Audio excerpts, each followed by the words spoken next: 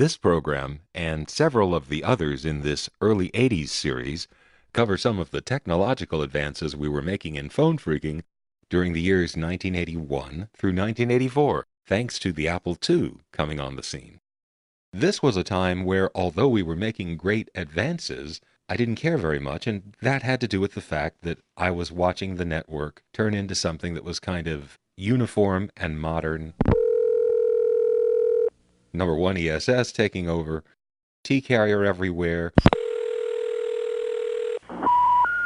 We're sorry. That too. But at this late date, the technology that we sure could have used in the 70s had arrived. And so with a certain amount of compulsion in the spirit of, well, I always wanted to be able to do this, so, well, let's see if we can, I designed the AutoJan program.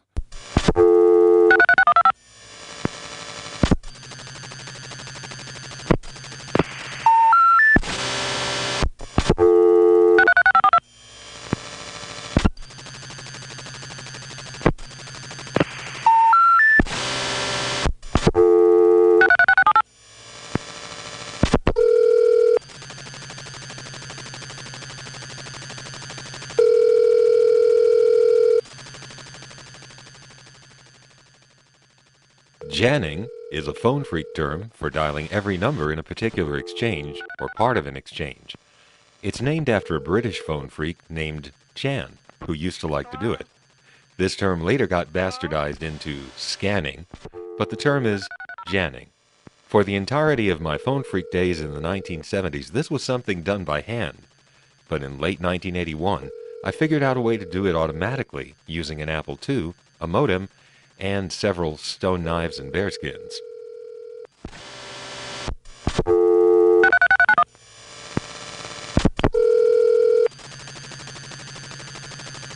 Now this is something that I am sure many people were doing all over the place, although I wasn't in touch with any of them, and a few years after this particular snapshot in time, off-the-shelf equipment did become available that would enable anybody to do this.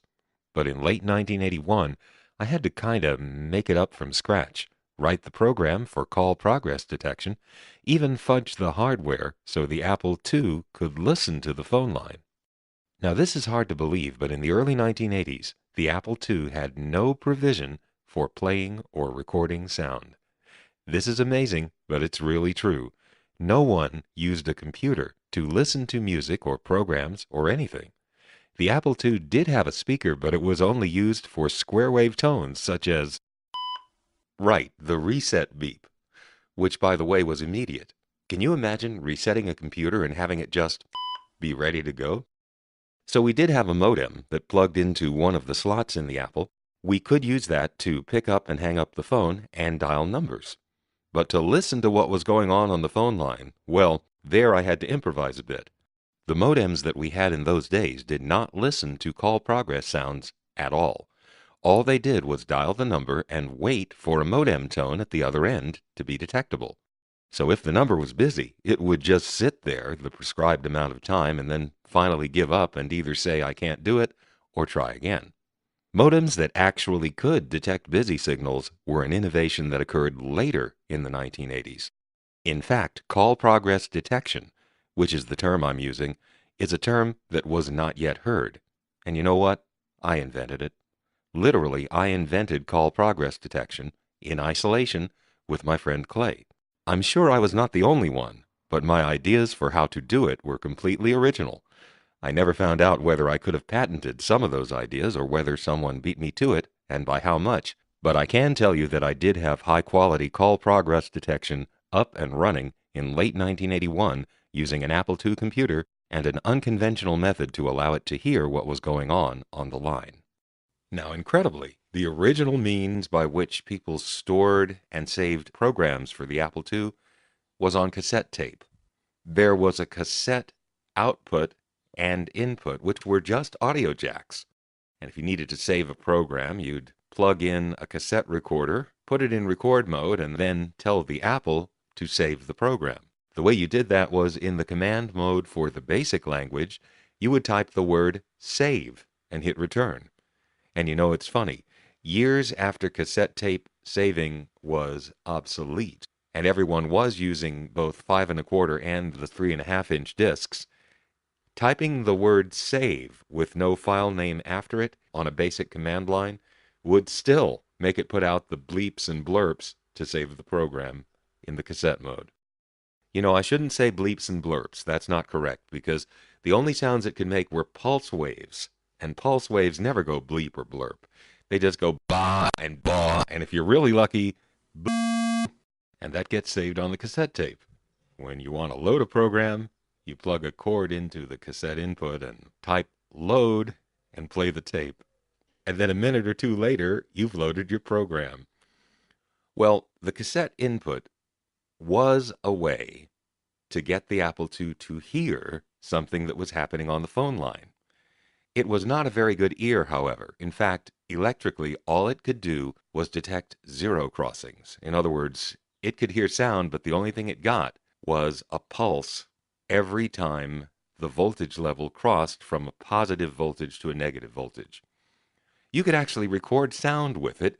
It's just that the sound would sound something like this.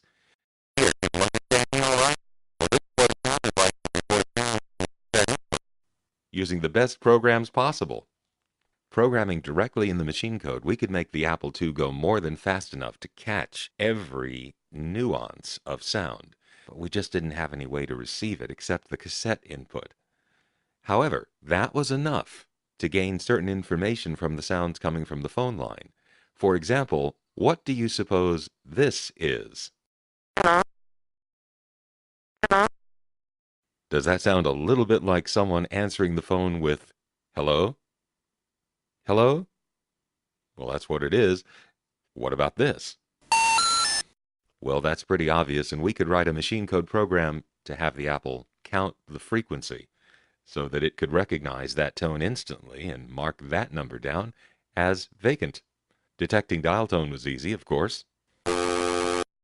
So anyway, I recorded a little snapshot in time just to encapsulate what we were doing. I put it on the end of one of the long-distance preservation tapes recorded from New York City. There was a little extra space on the end of the tape on which we had made calls to Alberta.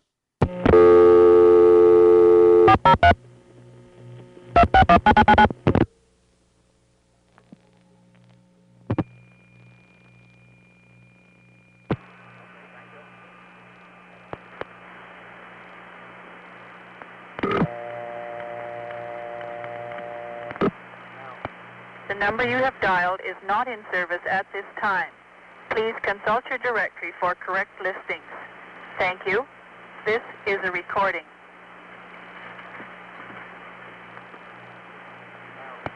The number you have dialed is not in service at this time. Please consult your directory for correct listings. Thank you. This is a recording.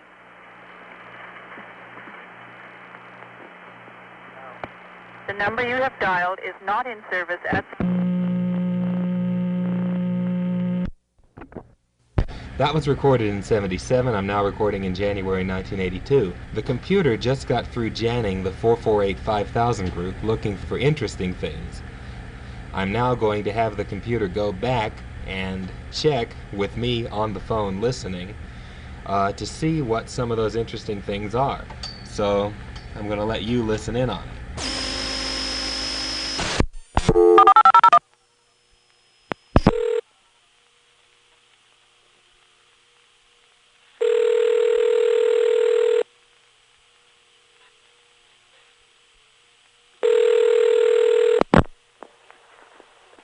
Good afternoon, Curtis 1000. Our office hours are 7:15 until 4:15. If you wish to leave a message, please do so at the sound of the tone. Your call will be returned as soon as possible.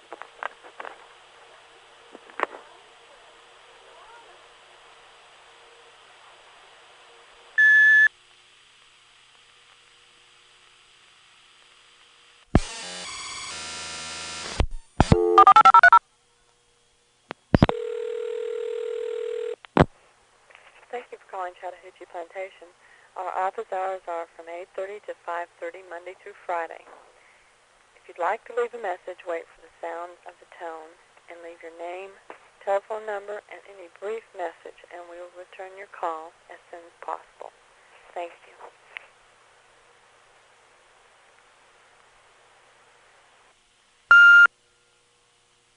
This answering machine has a fixed 25-second recording period. No VOX, voice-operated switch. The next one does and is rented from the phone company. It not only has VOX, but there's a warning tone letting you know that it's about to cut you off. The warning tone will go away if you start talking again.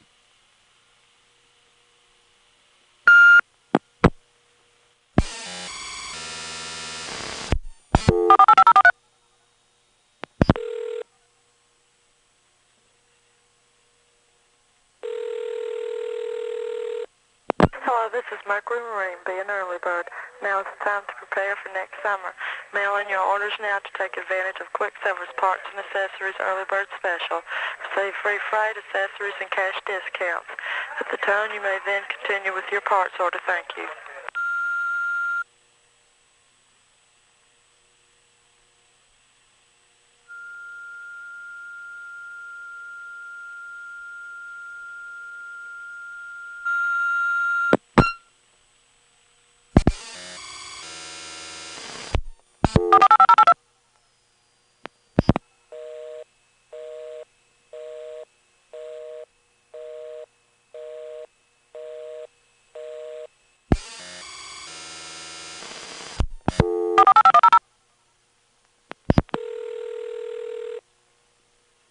Sam White, State Farm Insurance, and I'm very sorry we missed your call. It is very important to us. At the sound of the little beep, please leave your name, phone number, and message. We will return your call as soon as possible. Thank you very much. Here's the little beep.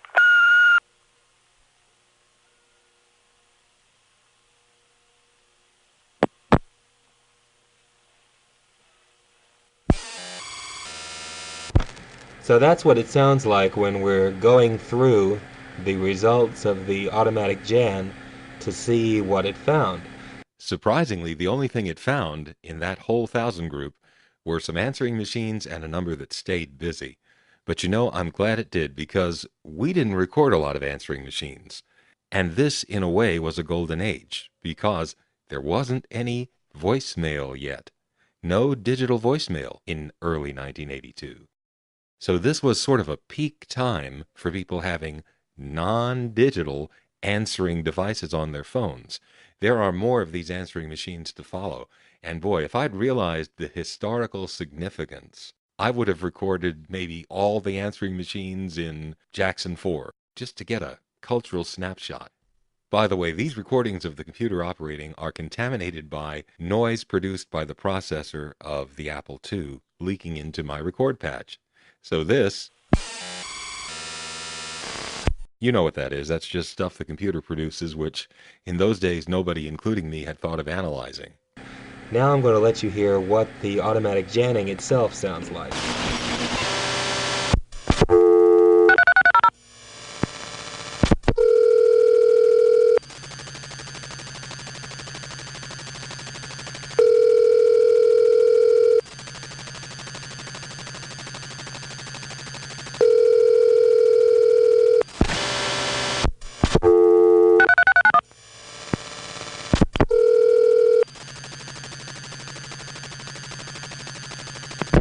Hello? Hello?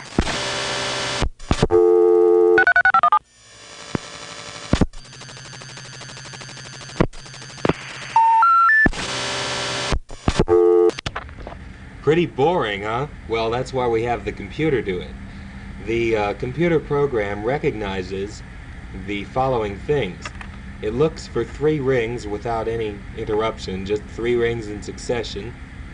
It looks for the sound of somebody answering, which is usually a word followed by a pause followed by the word again. Your standard answer is hello, hello, and if it hears that particular pattern of sound, it hangs up. It also looks for the SIT on the AIS, so as soon as it hears that SIT, it hangs up and makes a note of that. It can recognize busies and reorders, and it also looks for continuous tones and silences. Another thing it looks for is a recording. if it dials a number and gets a lot of on and off very quickly, like blah, blah, blah, blah, blah, blah, blah, blah, blah, blah, blah, instead of writing that down as an answer, it writes that down as a recording, and that's how we find answering machines. This is a completely new idea. Certainly the telemarketers didn't have it yet.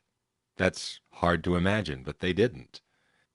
Around 1987, we knew a telemarketer who wanted the technology. He couldn't go out and buy it. He needed somebody to design it. I'm sorry to say I actually helped him. Actually, it was more to help my friend Clay, who needed work, and he had a distinctive competence programming computers. So, well, as Clay pointed out to me recently when this subject came up, he said, we really went out of our way to make a system that wouldn't annoy people unnecessarily. And that's true. Anyway, in listening to what follows, it hits me how much analog stuff there was still in 1982. I'm calling from the Eastlake 37 ESS office, which is processor controlled, but it's an analog switch. It has wire trunks to the downtown ESS, which replaced the old STEP. And a lot of cool stuff was found in Jackson 4 downtown. And notice that in what follows, all the connections are analog, and there are some cool early digital technologies here. There were two numbers that call forwarded to an early DID answering service. Now, the old answering services had cord boards, and there was actually a tap on every customer's line going to the answering services switchboard. There were relays to see to it that they couldn't listen in on conversations unless the answering service answered the call first and then the subscriber picked up and started talking. In that case, they could, but normally they could not. In the late 70s and early 80s, this new innovation came where you still had a telephone answering service. Instead of an answering machine, you get a live operator. And the way that was done is the customer would call forward his line to a specific direct inward dialing number, which went into one of the answering service lines. The number the customer forwarded to was there to identify his particular calls, so that when the call came in, the operator could answer with the customer's name, knowing what number was called. And that is the way answering service was done in the 1980s. And the answering service equipment makes digital noises actually not unlike those that my AutoGen program made that you heard earlier. Okay, this is January 16th. It's the 16th or 17th, I don't care. Anyway, today I had the computer jam the 524-1000 group, and here's the stuff we found. First of all, 041 and 518 forwarded to an answering service.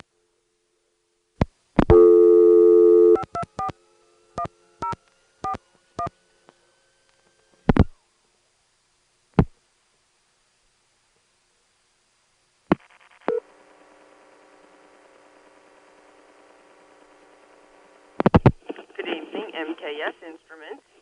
Oh, what number have I just reached? 524-1041. Okay, thank you.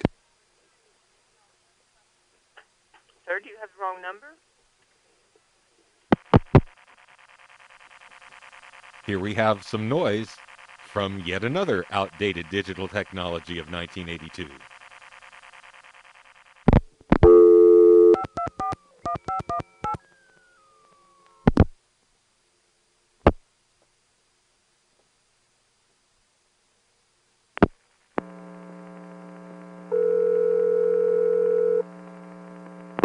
Dr. Reed and Lucas's answering service.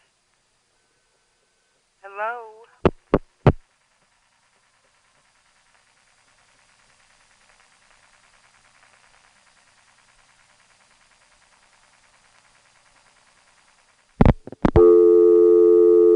This answering service thing makes me want to digress to something because I happened to work in the 1970s in an answering service that was right on the cusp of the change in the industry. The old way of doing things was the plug boards that I described before. The new way is what you're hearing here, where there is a DID system where every answering service customer has his own number, and so the operator has the customer's name pop up on her display so she can answer with the right phrase. Call forwarding only came into use around this time for answering services. But in New York, in 1976 and 77, I worked for an answering service that was totally innovative. They were the first in New York City to use call forwarding to answer customers' telephones. But the DID equipment that lets you know whose line you're answering did not exist yet. So at this answering service, what people call forwarded to was just a group of 5 telephone lines which appeared on a regular old-fashioned key telephone with a hold button. We had 2 operators working side by side in the middle of the day, picking over the same 5 lines, and those lines were used for everything, not just customers' calls, but also customers calling in to see if they had messages.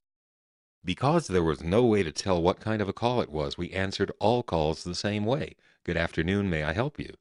And then we would determine quickly whether it was someone calling one of our customers or one of our customers calling in to check for messages. And the goal was to never let the phone ring unanswered more than 2 rings, but also never put a customer on hold for more than just a few seconds. In what follows, I put one caller on hold for 46 seconds, which is so long for that business that when I get back to him, I say, thank you for waiting. That's for 46 seconds. So we would put callers on hold for very short periods of time, sometimes repeatedly on the same call, but we'd be back so fast that it didn't bother them. It was a way of multitasking that can only be described, well, you can't describe it, you just have to hear it. Remember the first day I walked in there, a girl named Jackie, who was the best operator there, showed me how it's done, and I couldn't believe it. But within just a few weeks, I was doing the same thing. Now, as far as I know, answering service messages are sacrosanct, so I can't share the full data with you. But this is the real tape, and it's in real time. Forgive me for bleeping the names and scrambling the numbers, and especially forgive me for the bad editing on the numbers. But anyway, this is real time from January 1977. Good afternoon, may I help you? Anything for Robert, please? Robert, let me check. Good afternoon, may I help you? Yes, Doctor, please. Dr. Just a moment. Good afternoon, may I help you? Hi, see him. Let me check for you. Who's calling, please? Ruth. Is Ruth in your telephone number? Oh, no, is he not in? He's not available now. Could I have your number? No, I'm going to see him at 5:30. Oh, That's okay, okay. fine. Thank you. Bye-bye. Robert? Mm-hmm. Harriet called. The number is 751-2220. Right. And she wanted Mr. Jr. to call before he goes to Jamaica. Okay, thank you. Mr. Whether you are or someone else, but he wanted whoever that is to call before he goes to Jamaica. 7512220. That's right. Thank you. You're welcome. Bye-bye. Good afternoon. May I help you? Yes, I'd like to leave a message for Bernice. Bernice, just a moment. Good afternoon. May I help you? Yes, this is Edith. Edith, let me check in. Yeah. Thanks for waiting. Lori called Yeah. at 989-5224. Okay. And someone named Wist called, Okay. and he said he'd call back. All right. And that's it. Okay, thank you. You're welcome. Bye-bye. Bye-bye. Edith, nothing so far. Thank you. You're welcome. Bye-bye. Who's calling, please? Tell her Shelley called. That's Shelley, and your telephone number? 247. 247, just a sec. Good afternoon. May I help you? Hi, this is Maria. Do I have any messages? Let me check for you. 247 1990. 1990. Yeah, tell her I misplaced Peggy's number. Just a sec. Good afternoon. May I help you? Hello, any calls for Russell? Russell, Yes, let me check. There's nothing so far. nothing. Okay, thank you. You're welcome. Bye-bye. Maria, nothing so far. All right, thank you. You're welcome. Bye. Bye-bye. Good afternoon. May I help you? Good afternoon. This is any message. Let me check for you, Mr. Misplaced Peggy's number. And I have another question, so she can call me. Okay, fine. Thank you. Bye-bye. Bye-bye. Good afternoon. May I help you? Hello? Just a moment. Please call Mrs. That's all? Thank you. You're welcome. Bye-bye. Hello? Yes, is Barbara there? That was the pace. You might not be surprised to learn that while that answering service was innovative, their business model was never franchised nationally. The call forwarding idea definitely stuck, but the operators at those answering services you heard before didn't bounce from call to call the way we did. Now back to January 1982 and the results from the survey of Atlanta's Jackson 4 1000 group. This is what was on 039.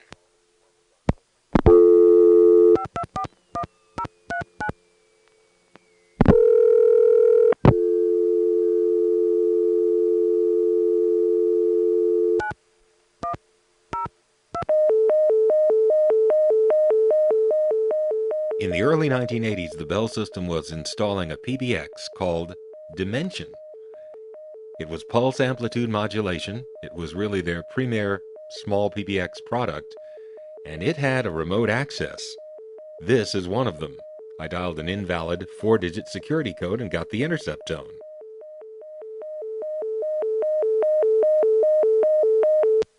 In 1982, remote access was a brand new, unfamiliar idea. You can sort of tell because the security code is 4 digits. And if you want to see just how new this idea was, check out Star Trek: The Wrath of Khan.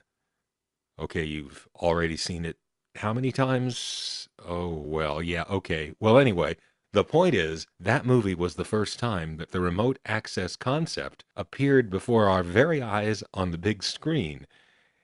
In that movie, there's a remote access scene where one starship accesses the controls of another remotely through the use of an ultra-secure count 'em, 6-digit security code.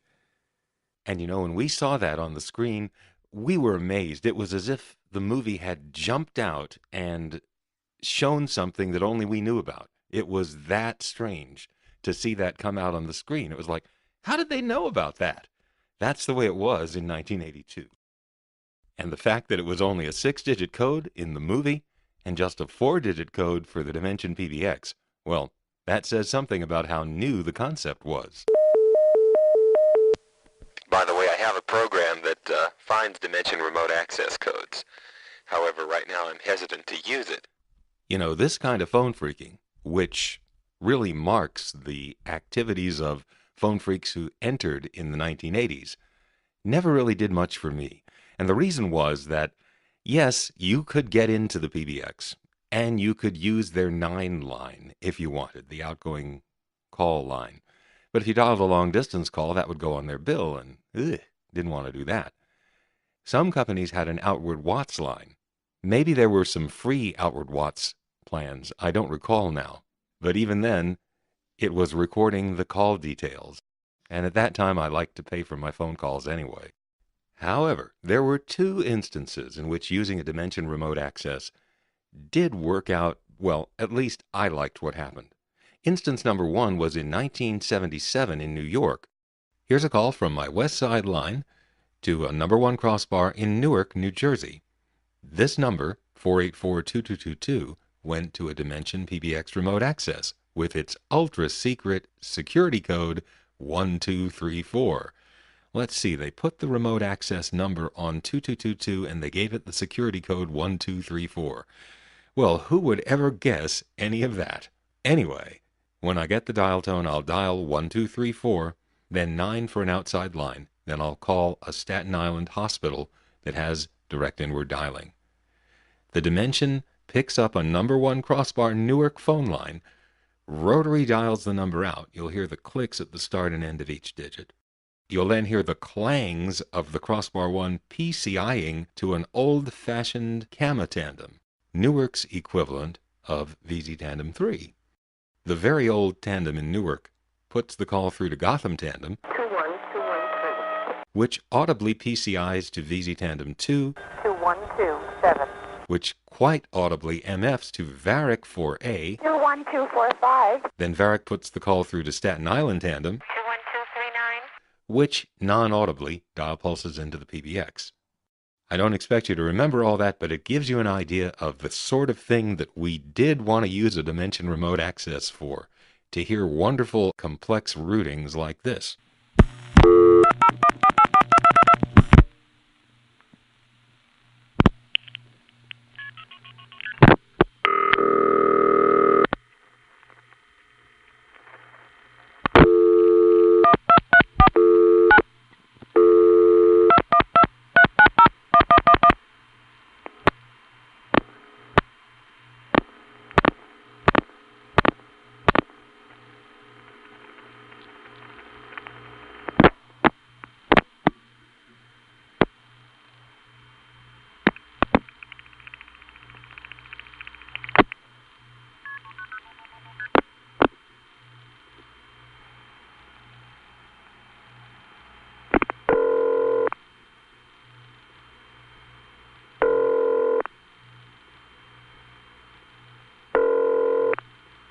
Now see, that is a good use of a Dimension remote access.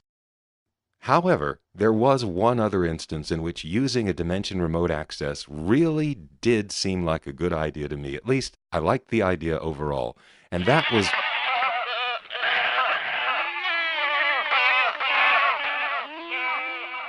Well, this is a story for another time, but let's just say that this recording...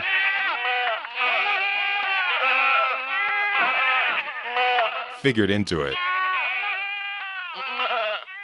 One of the things we find most often are these devices that pick up and give various tones. Apparently they are photocopy, wire copy type devices, things that allow you to send letters, various other data exchange type things. It is January 1982, and I am not using the term fax machine. That's because I personally haven't heard of it yet, although I think it was out there by that time. We found them on 393 and 756, so here's what they sound like when you just dial them up.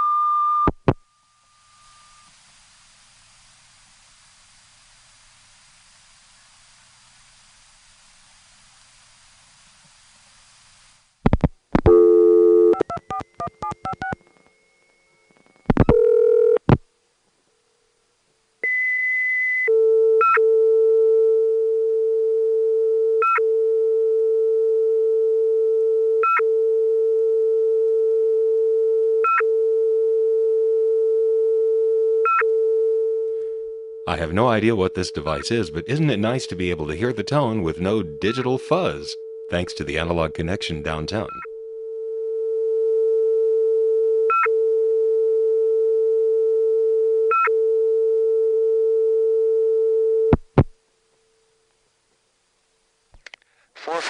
I don't know what is. It sounds like a touchtone computer. However, it has never responded to any touchtones I've given it, so your guess is as good as mine.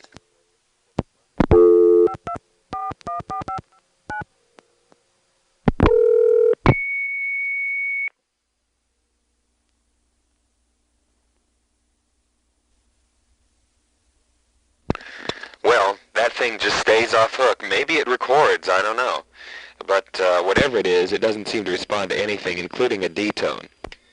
One thing I just realized is that that one is an FX line. So now we're going to call it up and send it a nice long 2600 after it answers.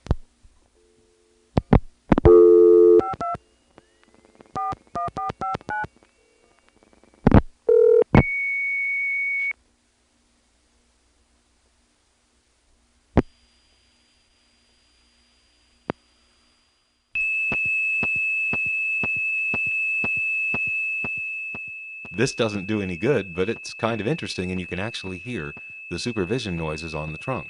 If I filter out the 2600 tone, it's even clearer. An FX or foreign exchange line from downtown Atlanta serving a customer who is somewhere far away is often extended over a 2600 controlled carrier trunk. It's a private trunk for just the customer, and 2600 sent in the direction going back toward the customer is how the equipment at the customer's end knows to ring his phone. Now, getting a 2600 while the customer is off hook like this is not a normal condition. So while I do it,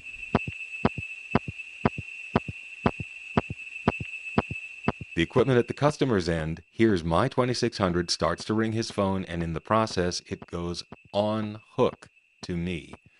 As it's doing that, it loses the ability to hear my 2600, and so it goes back off hook again because the customer's phone is off hook.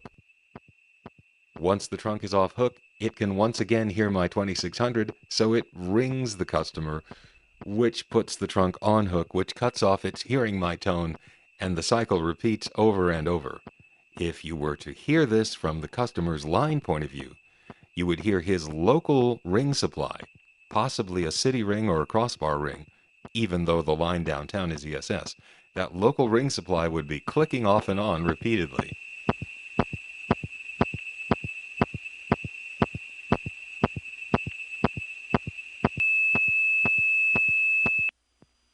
Anyway.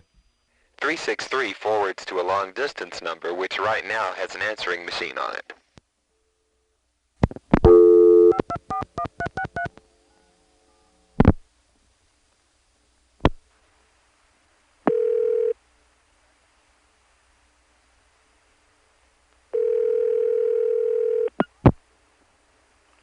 Hi. Thank you for calling ButteNet. My name is Elmo, and I'm taking messages for Ken and Ellen while they're out showing the new Butte. After the tone, please leave your name and number, and we will return your call as soon as we get back. Thank you.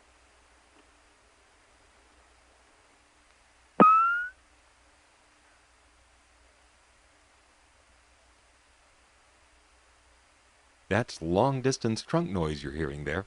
This downtown number forwarded to a long-distance call, and at the other end the machine answered. When the machine hangs up, you'll still hear the long-distance trunk because it's a forwarded call, not an FX line.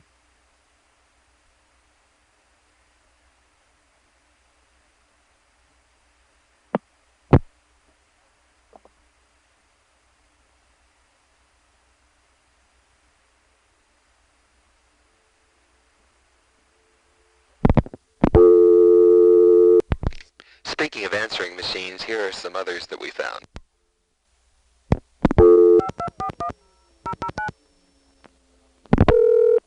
Hi, this is Dan Rado. Thanks for calling JWI Bag Makers, Purse Mates, and Accessories Place South. I'm not in now, but please leave your name and number after the beep, and I'll call you back as soon as I can. Thanks.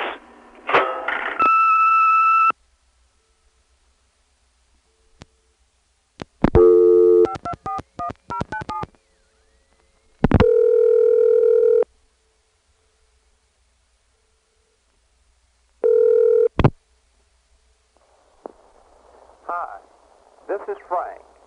I'm unable to answer the phone at this time. If you leave your name and phone number, I will return your call as soon as possible. Speak slowly and clearly for about 30 seconds after you hear the beep tone.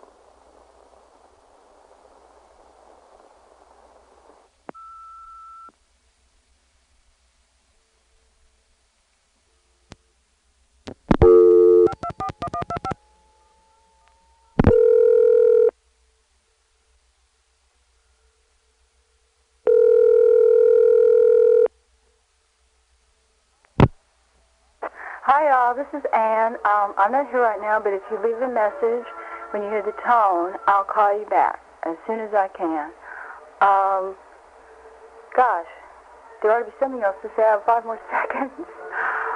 Well, bye-bye.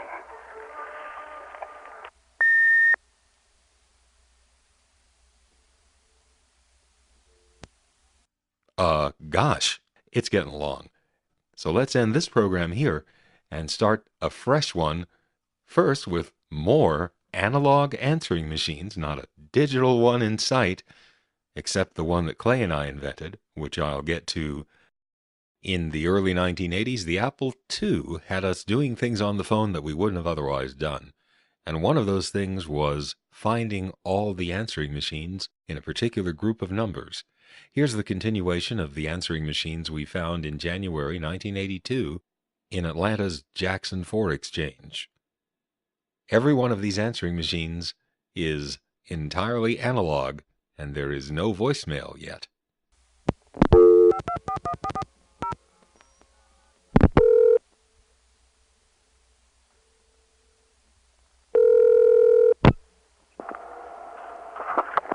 Hello, you have reached an answering service for the person you're calling. If you would like to leave a message, please leave your name, number, and a brief message. Also leave the name of the person you're calling. Please wait for the tone before speaking. Thank you.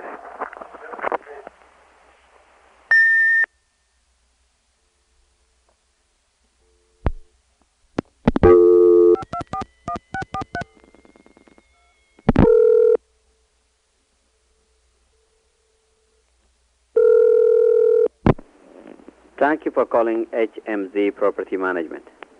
I'm sorry we are unable to answer your call personally at this time. However, your call is important. At the sound of the tone, please leave your name, telephone number, and any message you may have. I will return your call as soon as possible. Thank you for calling.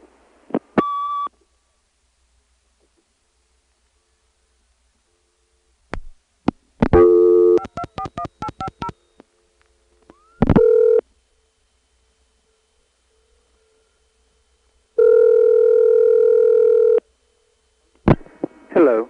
Thank you for calling Olansky Dermatology Associates. The office is closed at this time. Our hours are 8 a.m. through 5 p.m. Monday through Friday. If you need directions or need to make an appointment, please call back during these hours. However, if this is a true emergency requiring attention before the office opens, we do not mind receiving after-hour calls for reasonable reasons.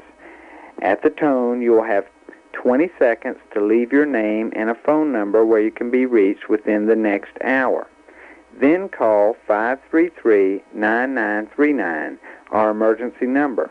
Hold on until you hear a ringing, then a beeping tone, then hang up. Someone will return your call as soon as possible. The emergency number again is 533-9939.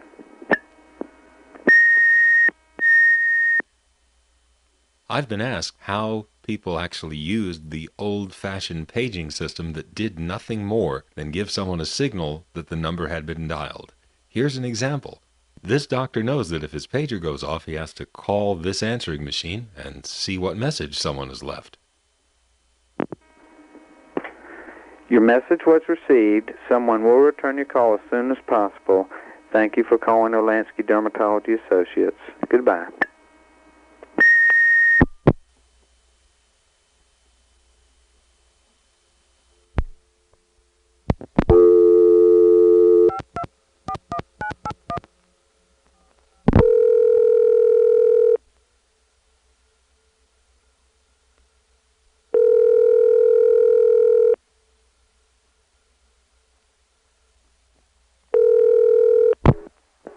Thank you for calling Dr. Kaufman's office. The office hours are Tuesday through Friday, 8 to 5. If your call concerns an emergency dental problem, please call Dr. Kaufman at home at 261-8442. Thank you for calling.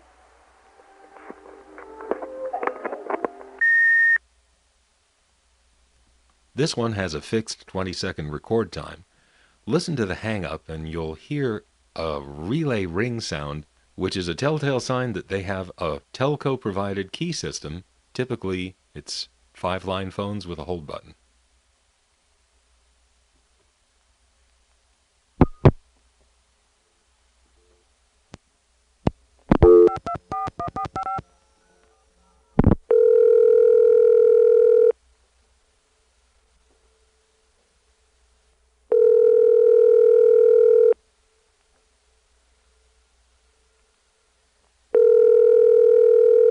Lady Strawberry, this is Joey Taylor.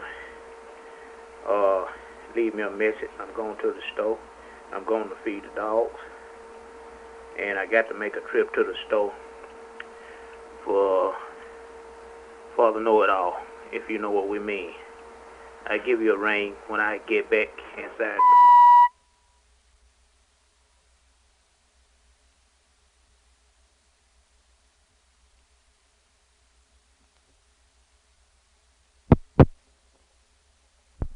Another thing I found was 524-1958, which does this.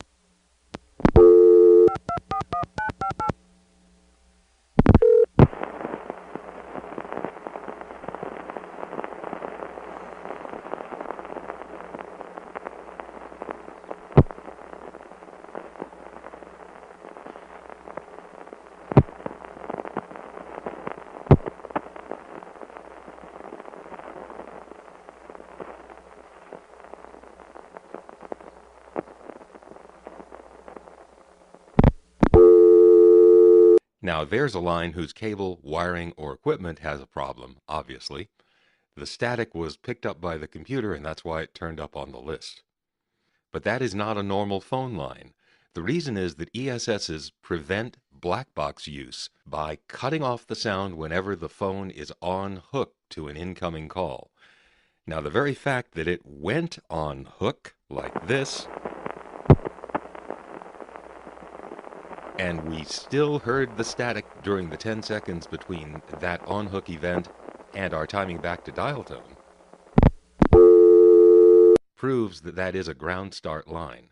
Ground start lines are the lines that don't give you a dial tone unless you ground the tip. They're used for prepaid coin phones and some PBX lines. Ground start lines, for some reason, and it's probably a good one, were not subject to the anti-muting feature. The remaining thing that was found was some sort of message telephone service, access number, that is not SPC, or MCI, or Metro 1, or City Call. So it's 524-1442. I'm going to dial 212-221-1111, and then an invalid authorization code.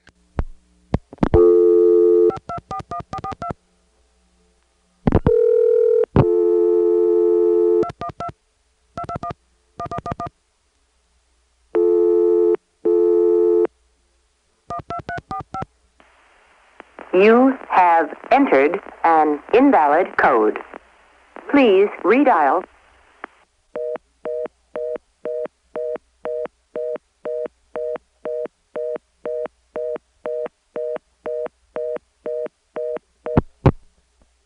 The text of that announcement is different from the announcements used by SPC and by MCI for invalid authorization codes. Here's the announcement that SPC uses.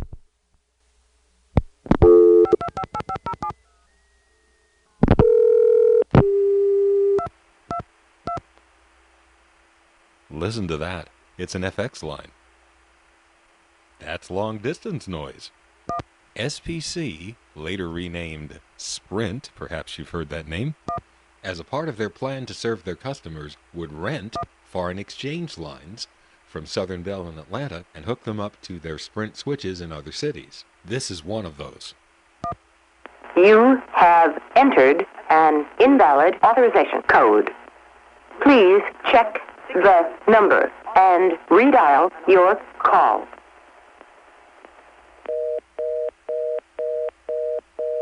Now that is one of the older SPC recordings coming from one of their older switches. This new thing that I found in January 1982... You have entered an invalid code. Please redial. Sounds very much like SPC, but it's not the same. SPC does this. Please check the number and redial your call. SPC uses more words, but it is coming from the exact same set of announcements, so there probably is a connection. Cognitronics made custom announcement machines for the alternative long-distance companies, and each one was distinct. The fact that this sounds exactly like SPC's machine is a strong indicator. Just as a contrast, here is the Cognitronics announcement for MCI.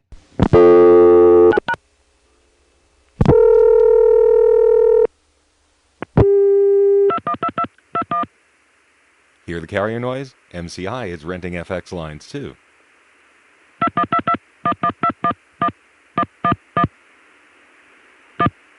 Authorization code you have dialed is invalid. And here's one for the ContelNet, the Continental Can Company's private network. The number dialed is invalid. Please check the number and redial your call.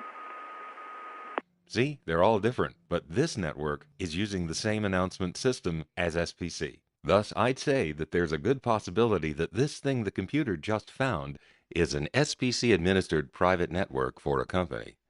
The industry term for this kind of a network was CCSA, Common Control Switching Arrangement. These networks were so invisible that we would only even hear about them on rare occasions. The first time we had a clue that these things even existed came in 1971 when Ben and I were going through the Centrexes in New York City. We got a recording for the 750-2000 group that had a mysterious little phrase in it. The number you have dialed has been changed or is temporarily out of service. If you are dialing from the outside, please dial 750-2000 for assistance. If you are dialing from inside the building, please dial O for operator.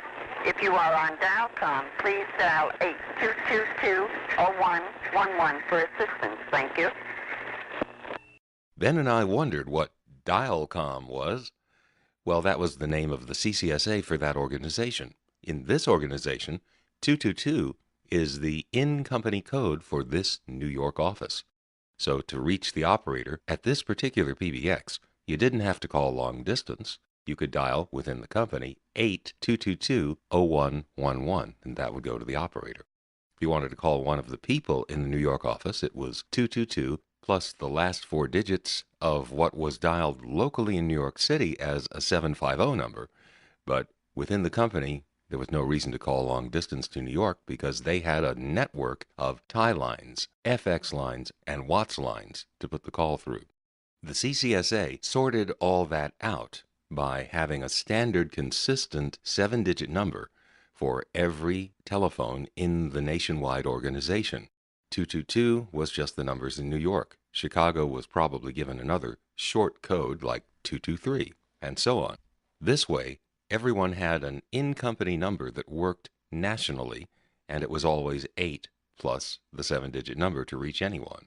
Compare that to individual tie lines from each office to any other office that they might think is worth doing, each with its own distinct code and no consistency overall. The CCSA not only solved that problem, but also you could use it to dial 8 plus a long-distance call. This enabled the company to pool resources, tie lines, WATS lines, FX lines, etc. So it was a very interesting network once I finally got to see one in 1978. Now, in January 1982, the computer found an independently administered CCSA, frankly not as interesting as the Bell System CCSAs of the 1970s. I will show you the 1982 discovery, but first, to get a sense of the tradition and something really cool, let's go back to a CCSA that I got to use only because a major company decided to use a call diverter to handle their customer service calls at night. The call diverters would answer a ringing phone line, pick up another line, dial out a number, and then conference the two lines together. They put the call diverter between two Centrex lines, and that Centrex had access to the CCSA on 8, so we could use the call diverter to get one of their dial tones, dial 8, and explore a network that was completely different from anything we'd ever seen. To appreciate what follows, you probably will have to have some familiarity with the regular network from my other tapes. I apologize for all the techno-babble. There's not time to re-explain all these concepts. Suffice it to say that the ingredients of the regular network in what follows are configured in a completely different way, and I want to show it to you. So let's go back to 1978, even though this is an 80s-oriented series. I'm going to spend most of this program on this, actually, but believe me, it's worth it, and here we are in 1978.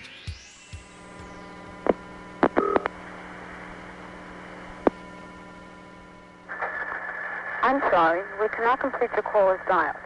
Please check the number and dial again or ask your operator for assistance. This is a recording, New York 7, CCSA, XE.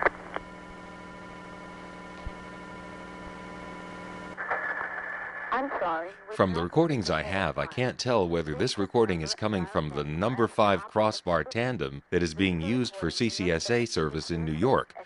It probably is. The New York 7 refers to a building in which there are several long-distance switches, most famously the New York 7 4A with recording ID 2123. This is a recording, New York 7, CCSA, XE. But I think this is a Crossbar 5 switch for CCSAs in that building. I'm sorry, we cannot complete your call as dialed. Here is a call to a number in Alabama. I'm going to dial 8 plus the 10-digit number with area code 205. When you dialed calls on a CCSA, you would very often hear Crossbar 5 tandems, in fact, more often than not. I'm going to get a dial tone, dial 8, which comes from the same number 1 ESS office that gave me the original dial tone. What I dial after the 8 ends up being MF'd to the CCSA Crossbar 5 tandem in the Atlanta Ivy Street building. In this case, the Atlanta CCSA tandem will pick up an FX line to the locality in Alabama and rotary dial the 7-digit number.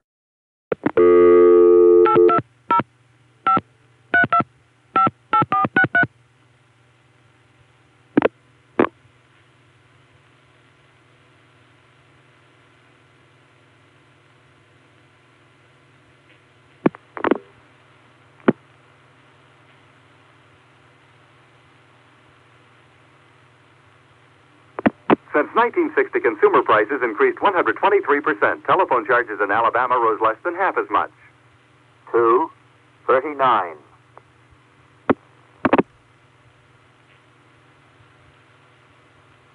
The FX line in Alabama is number 5 crossbar.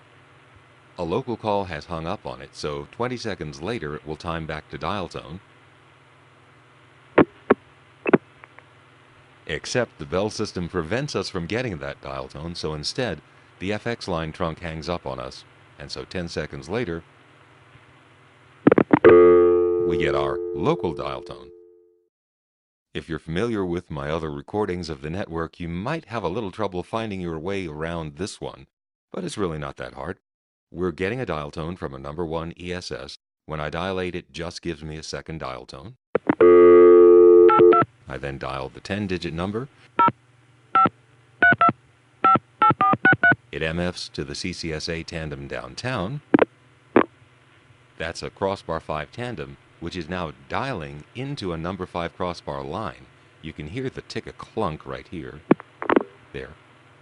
And that's the trunk going off hook on us. The Crossbar 5 locally is dialing into a step. Since 1960, consumer prices increased 123%. Telephone charges in Alabama rose less than half as much. 239. That's the local call to the step hanging up. We then have 20 seconds, and that Crossbar 5 line tries to go back to dial tone, but the trunk equipment detects that and hangs up on us. And then we have 10 seconds, since we're calling from number 1 ESS, before we go back to dial tone. The call went through that way because there was enough traffic of this company calling that part of Alabama to justify having an FX line. It probably had 2 or 3 at the very least. The Atlanta tandem had direct trunks to the FX line because it was in the same region. But when we call an area that is outside of the southeast, we're probably going to engage one of the other CCSA tandems. Here's a call to New York City. I'm going to call a Beekman 3 supervision test. The way this will go through is I'll dial 8 and the number. This ESS office will go to the same Atlanta CCSA tandem, which will MF this time to its counterpart in New York City. New York 7, CCSA XE. Probably. The New York City CCSA tandem will pick up a New York City number 5 crossbar line, and again rotary dial the number. After it's finished dialing, you'll hear the number 5 crossbar line go tick-a-clunk. Then the trunk will go off hook, and then we hear the tick of the number 5 crossbar line being cut through. The destination line is number 1 crossbar, by the way. So much number 5 crossbar. We've got a 5-bar tandem in Atlanta, a 5-bar tandem in New York, and then it goes to a 5-bar line. Since the last leg of our call goes out onto a line, the supervision test's flashing is not going to reach us. That's just because number 5 crossbar lines don't pass supervision on at all to the subscriber. So there's just no way it could be detected. So instead, what they do is they just go off hook after the number is dialed, and then go on hook again should that line go back to dial tone. In this case, it won't.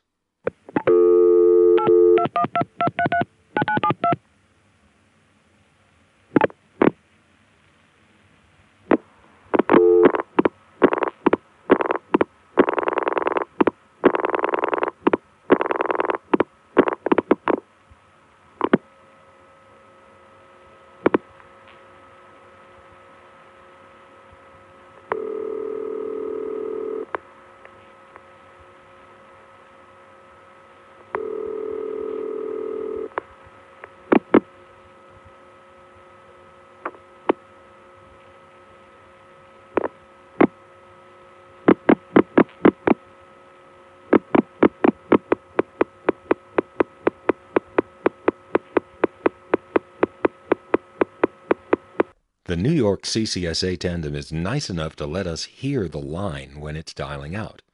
Most of the CCSA Tandems do not. Here is a call to Dallas. Again, there is a distant number 5 crossbar CCSA Tandem picking up and rotary dialing on a number 5 crossbar line. In this example, you can hear the crossbar 5 Tandem in Atlanta making its distinctive sounds. Also the one for Dallas, but you don't hear the dialing itself. When the second tandem cuts through, there's an immediate tick-a-clunk, tick, and then the trunk soups in the middle of the ring. That sounds like this. See, that's the standard with these lines the CCSA uses. It soups right after dialing the number, and then it stays off hook unless and until that line goes back to dial tone.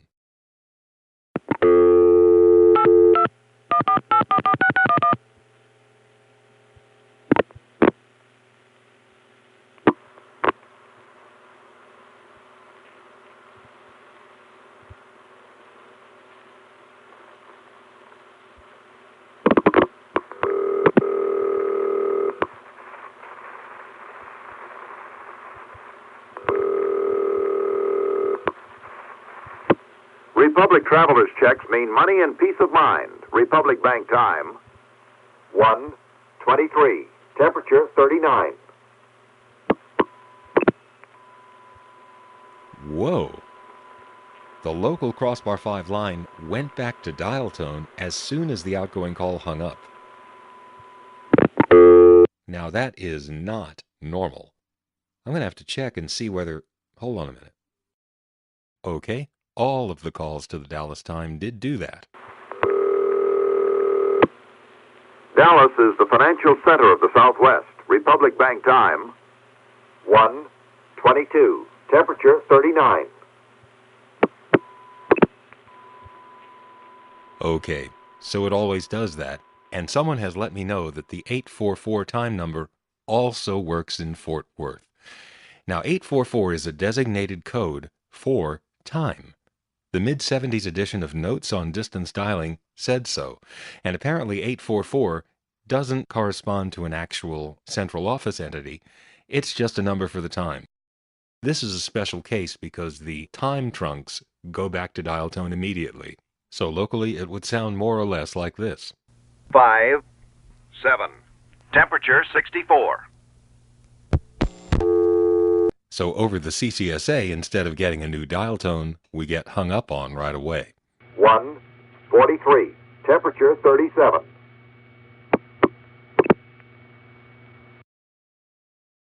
Outward WATS was just a line that you could dial long distance on either for free or at a greatly discounted rate. Its counterpart was inward WATS, 800 numbers. Here's a call where a distant CCSA tandem is engaged in order to pick up an outward WATS line. Now, the Atlanta CCSA tandem does have outward WATS lines of its own, but apparently in this case it was a better use of resources to use the CCSA network to get the call to an out WATS line closer to the final destination and then put it on the WATS line. Now that makes a very complicated call. When I dial 8 plus a number in Texas area code 915 in Sweetwater, our ESS, as usual, will pick up a trunk to the Atlanta CCSA tandem, which is a crossbar 5 tandem. That will MF to a distant CCSA tandem, probably the one in Dallas, which will then pick up an outward WATS line served out of a number 5 crossbar office and dial, probably rotary dial, the whole number with a 1 first. The call will then go through the regular long-distance network from probably Dallas to Sweetwater. So this is a very long call. Assuming Dallas is the intermediate switching point, this call will go from our number 1 ESS to the Crossbar 5 tandem downtown to the Crossbar 5 CCSA tandem probably in Dallas, which will dial it out onto a Crossbar 5 out WATS line, probably in Dallas, and from there it's going to go through the regular long-distance network. So it'll go to Dallas for A to Sweetwater Crossbar tandem, which will dial into the destination step.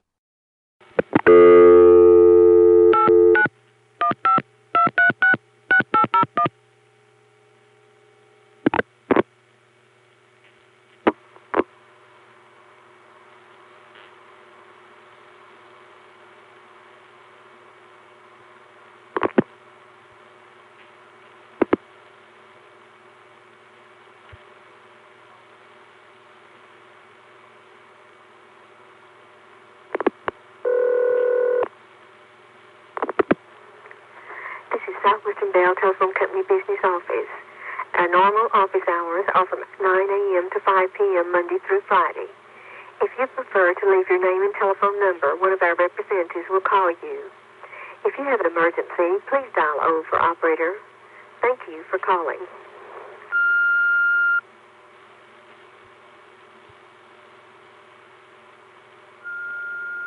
Hey, don't hang up. I'm editing this, but I think I'm doing so realistically.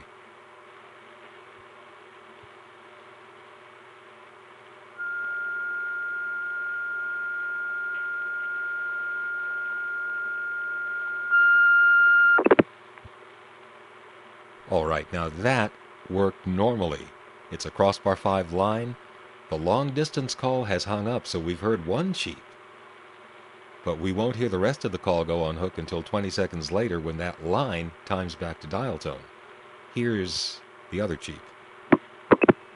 There we go. Now we've got 10 seconds before our local ESS office cuts us back to dial tone.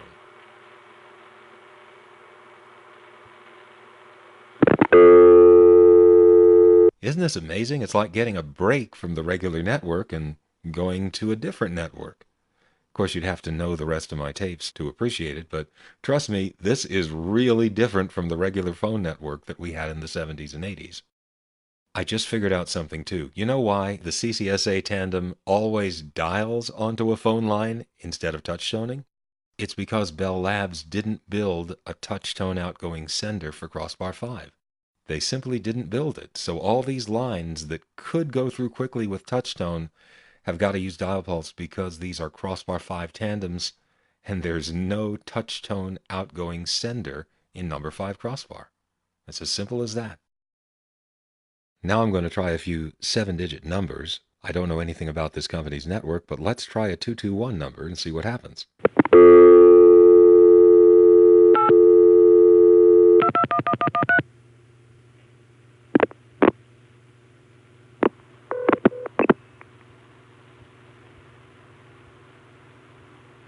We're sorry, you have reached a number that has been disconnected or is no longer in service.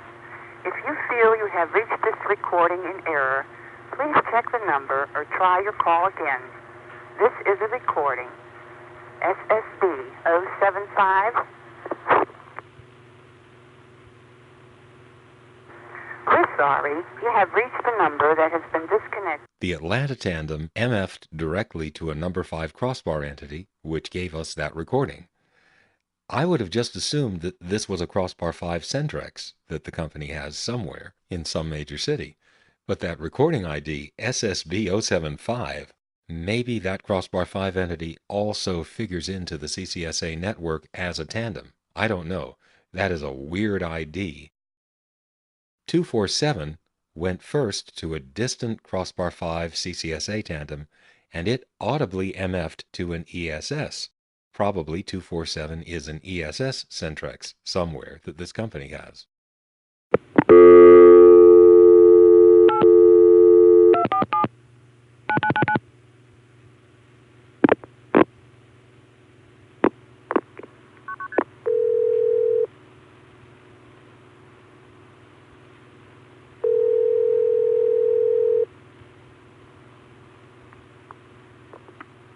We're sorry, your call cannot be completed as dialed.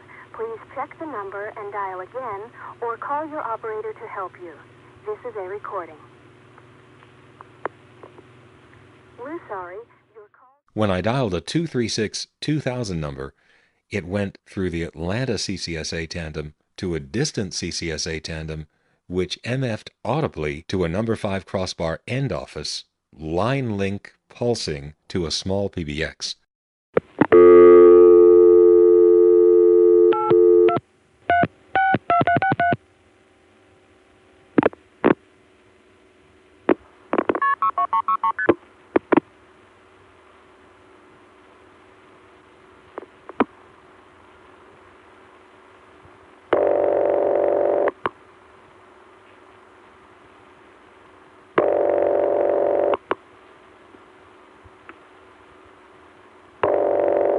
I think that's one of the Bell Systems PBX rings, though a rare one. Anyway, What I'm going to do next is call a number in Connecticut. This is an area where they don't have an FX line, and again, they go over the CCSA network to use an outward WATS line closer to the destination. It's an unusual outward WATS line in that it's something that they pretty much only use in Manhattan. These lines go directly from the long-distance tandem to the subscriber, so when they get a dial tone, they're actually dialing into 21243. right. Bill saw one that was dialing into 2124. It makes sense in a way because outward WATS never gets incoming calls and always calls long distance. Anyway, this call will go from our ESS to the downtown Atlanta CCSA tandem to the New York CCSA tandem, New York 7, CCSA XE. probably. That's going to get a dial tone and dial into an out-WATS line served directly out of 10th Avenue Tandem 3, 21243. which for some reason will use New York 6 21249. to go to New Haven, 2032. which will then dial to the destination step through the Norwich step tandem. Most of that you can't hear very well, but there is one detail you do hear, and that's this. After the dial pulsing, you hear bumpta. That's a crossbar tandem sound. Sounds like this up close. Anyway, here's the call.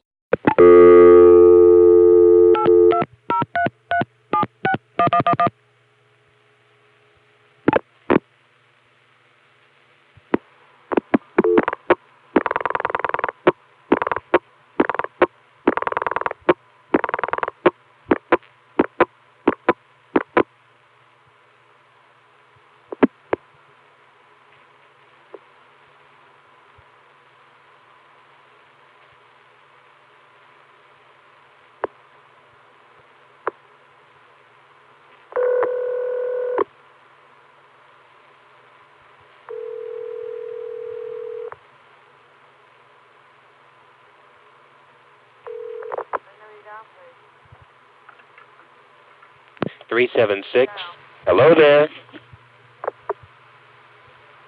Well, it's no wonder she couldn't hear me. There are just too many things in this call that introduce a loss. Let's see, the Atlanta tandem, then the New York CCSA tandem, then the 10th Avenue tandem out-WATS line, but, interfacing it like a line, you're going to lose something compared to a trunk-to-trunk connection. That has to go into New York 6, which goes into New Haven, which goes into Norwich. Once you get to the step, there's the intercept concentrator. Every one of those links introduces loss, so that's why she can't hear me. Oh, and I'm using it through a call diverter, which doesn't help. By the way I'm getting this dial tone is to call the outgoing line of the call diverter, then on my second line call the incoming number and hang up, trigger the thing to dial out its number and conference me through, and then, well, this is kind of self-explanatory.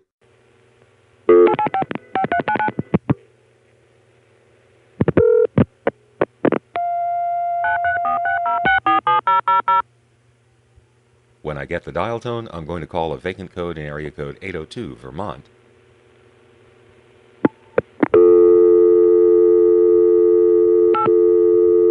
And again, it will use the crossbar tandem out-WATS line. 10th Avenue will dump it on New York 6, which will intercept the vacant code.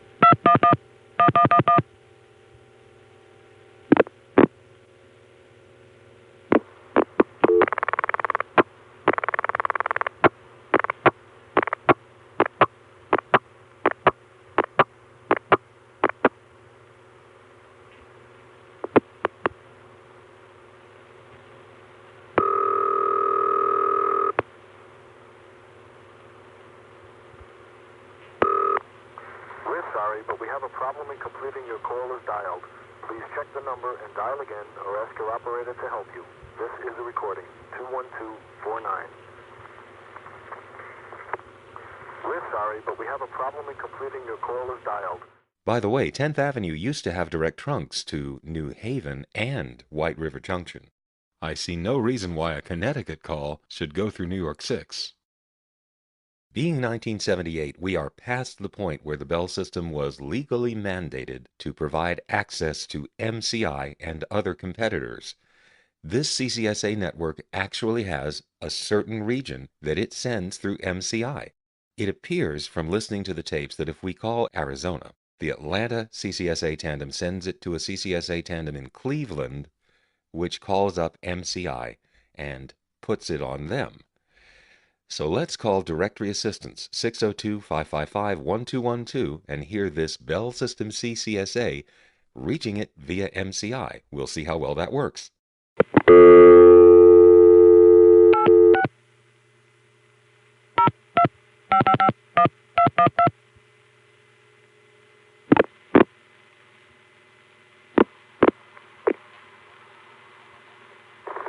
The number you have dialed is not on the network.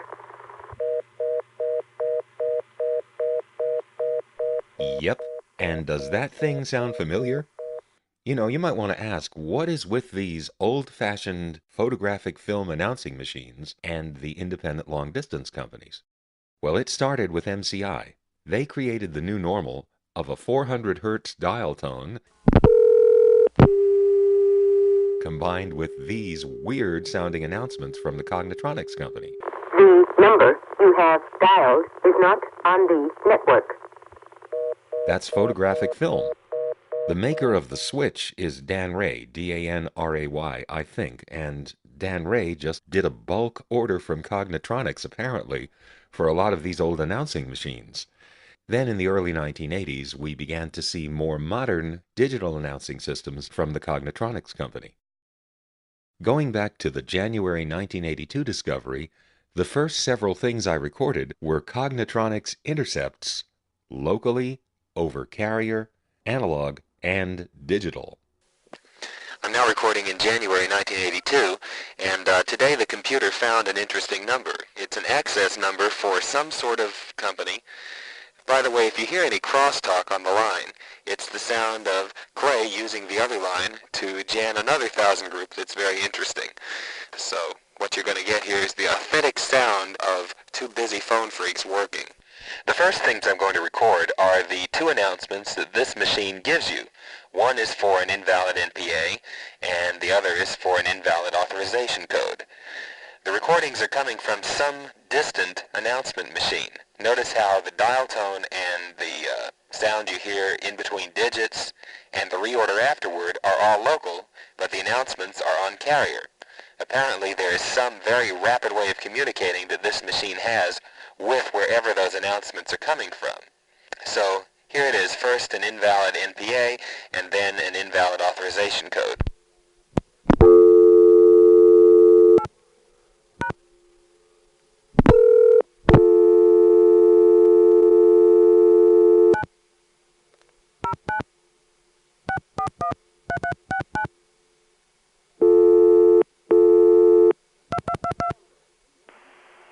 The number you have dialed is invalid. Please check the number and redial your call.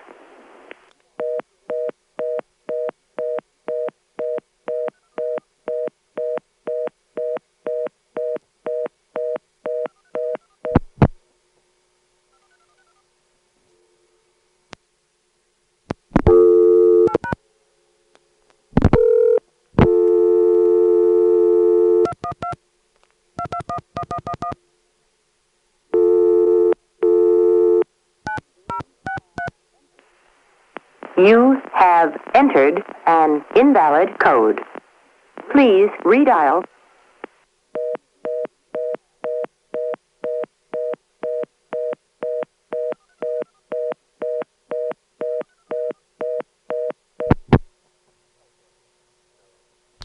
That's how the machine itself here in Atlanta gives you announcements. It has this trunk to this other thing. It tells it what announcement to give you, and then you get the announcement, and then it takes you off and gives you reorder. Here's an example of this Atlanta machine using SPC. I'm going to dial a 704 vacant code into it, and it's going to pick up a trunk to SPC switch Atlanta 2, dial that into it, and then Atlanta 2 will give us the unauthorized location recording. Notice that it is a non-electromechanical, that is digital recording, and that it's not on carrier.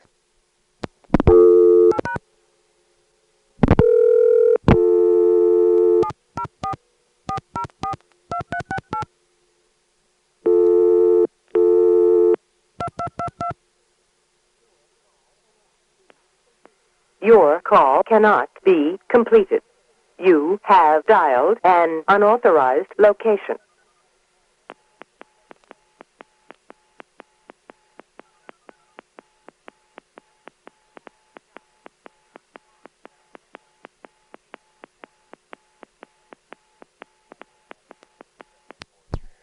By the way, not everything in the 704 NPA goes through SPC. The areas that SPC doesn't cover are sent through a WATS line. One of the nice things about SPC is that you can get recordings in the SPC network from distant switches simply by dialing a valid area code plus an invalid exchange, or an exchange that's outside the limits of a particular switch's serving area. So I'm going to dial 212-404-2368. This will be sent to the local Atlanta SPC switch, which will send it to the New York SPC switch, which will give us the recording.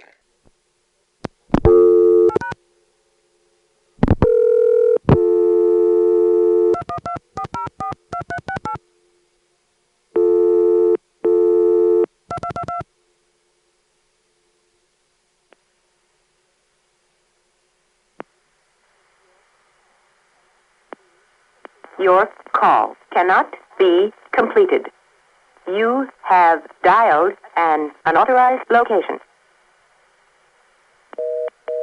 Hey, the New York switch has pretty good sounding photographic film announcements. No clicks between words. Wait a minute, did that reorder tone... It does. It has a timing jump that occurs repeatedly.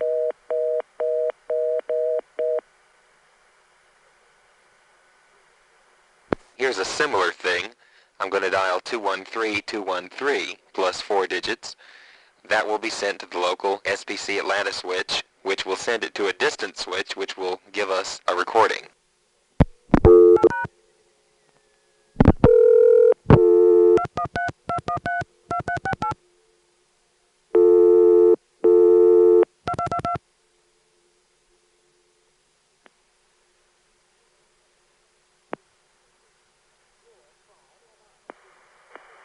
Your call cannot be completed. You have dialed an unauthorized location.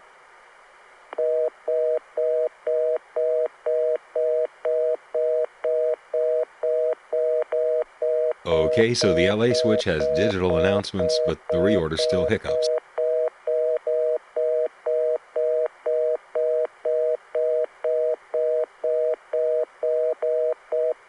Now here's a call to a non-working number in the 213 area, where it appears SPC is being used to complete the call.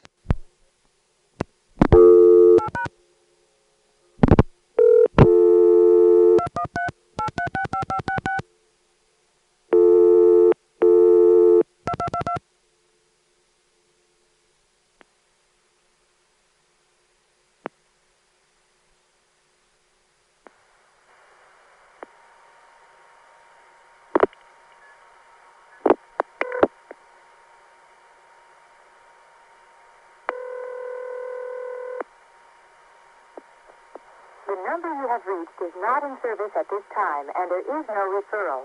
Please be sure you have checked the telephone directory and are dialing correctly.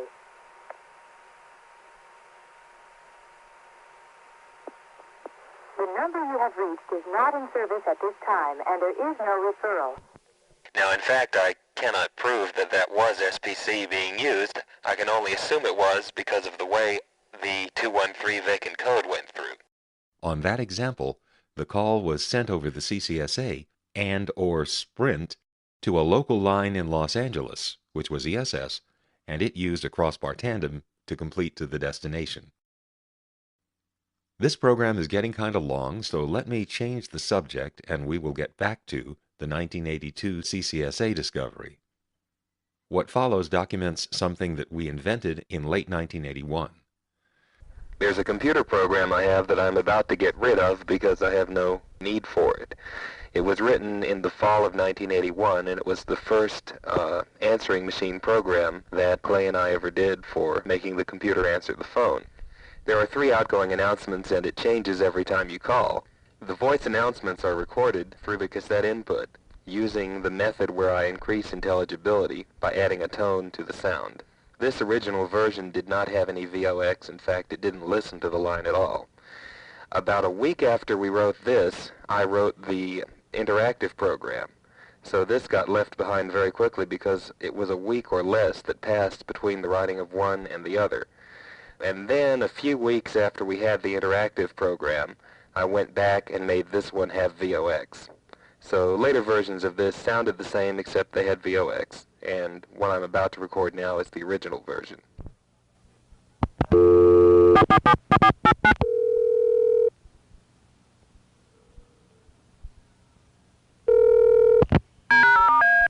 Hi, I'm sorry we can't answer your call right now. Leave your name and number at the tone.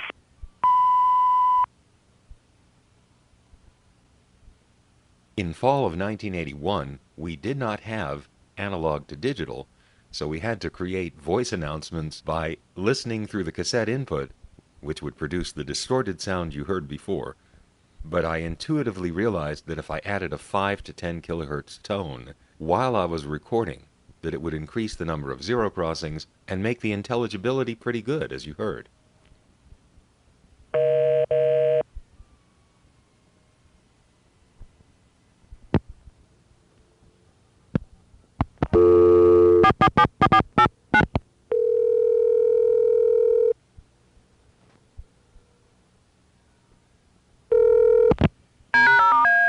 I'm sorry we can't answer the phone now. Please leave your name and number at the tone.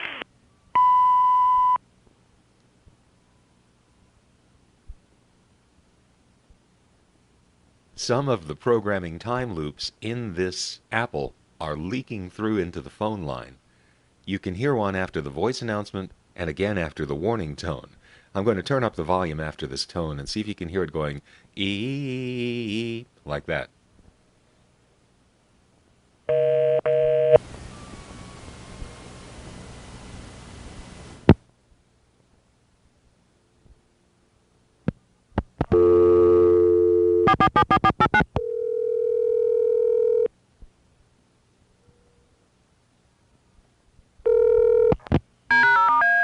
Hello, please leave your name and number at the tone and we'll call you back.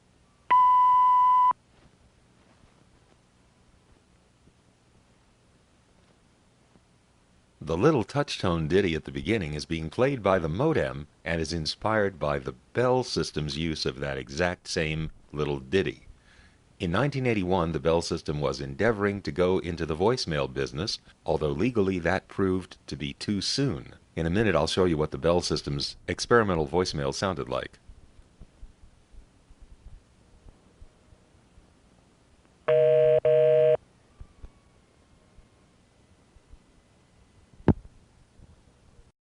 In 1981, the Bell system decided to go into the voicemail business.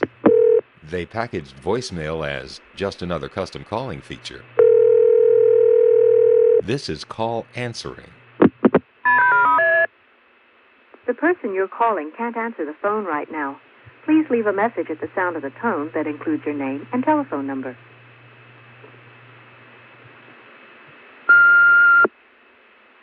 I'm not sure what they have in mind putting a long delay before the tone. There was no technical reason to do that. So they started in Philadelphia in 1981, but in 1983 Judge Harold Green told them they had to quit. The Bell companies didn't go back into voicemail until after the Bell system breakup, and of course they monopolized it.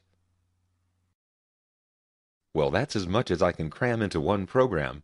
The next program will start with probably one of my best inventions. Hello? Hello, Evan Moore, please. This is the answering machine. Who's calling, please? Nita Morose from ITT. All right, what's your number? 201-330-5173.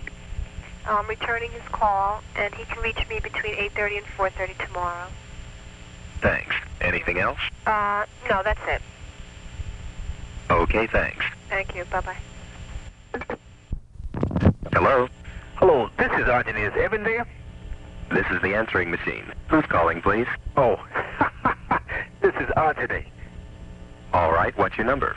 758-0615. Thanks. Anything else? Yes. I'll have an answer to the name of the hotel by tonight at 8 o'clock. I have somebody calling me from Houston. All right. Anything else? No, that's all. Okay, thanks. Bye. Bye. 429. Hello? Hi. I'm calling for, Evan Moore. This is the answering machine. Who's calling, please? This is Gina. All right. What's your number? 733-3343. Thanks. Anything else? No? Okay, thanks. Bye. Bye. 610.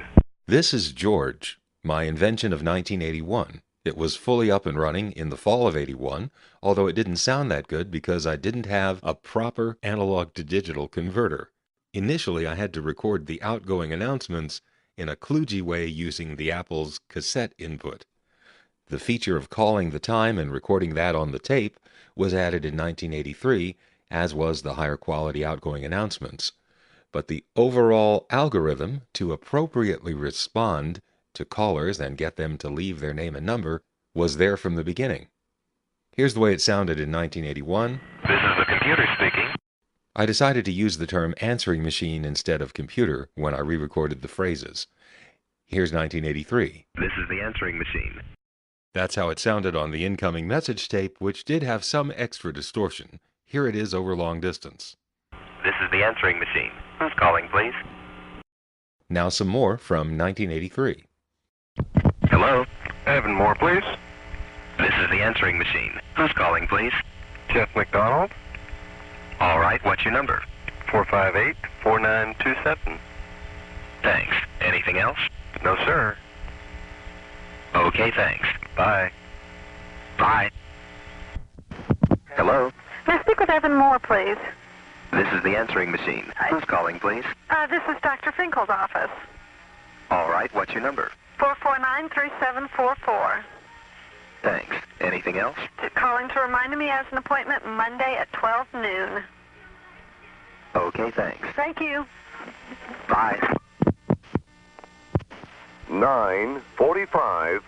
Now, how do you do that and have it work that well with 1981 technology? Go ahead. In 1981, no one even had voicemail yet except for a few experimental voicemail subscribers in Philadelphia. And no one had an answering machine like this, except me. There was something, though, that was out there that actually inspired this to some degree. Are you servicing a 1050, 2740, or 41 type terminal? No. Are you servicing a BiSync device? No. I think normally it'll work for you. Please say distinctly yes or no. Right, that invention. Please repeat. Answer yes or no. Shut up. Anyway, that invention did understand yes, no, and digits.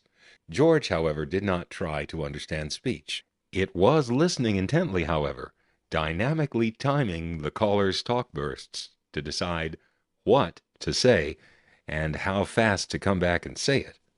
Each prompt had its own dynamically adjustable response time. So, for example, at the hello prompt, Hello? George, once it detected some speech, was all set to come back with, This is the answering machine. Who's calling, please? fairly quickly, making it sound natural. However, if the caller talked past a certain amount of time on the hello prompt, George would go into a different mode, assuming the caller intended to leave a complete message right at the first prompt. At that point, George would no longer attempt to sound natural and would instead allow the caller to pause long periods of time before finally coming back and assuring the caller that if he wanted to record more, he could. Here's my friend Steve demonstrating this feature for someone. Hello? Oh, crap. It's that answering machine again. God, I hope it doesn't put me through all that rigmarole with all the questions and all that stuff. I mean, all I want to do is just say that it's Steve and Evan. When you hear this, please call me, okay? This is the answering machine. I'm recording your message. Go ahead. Well, that's refreshing. I'm glad it's not so difficult. I guess that's really all.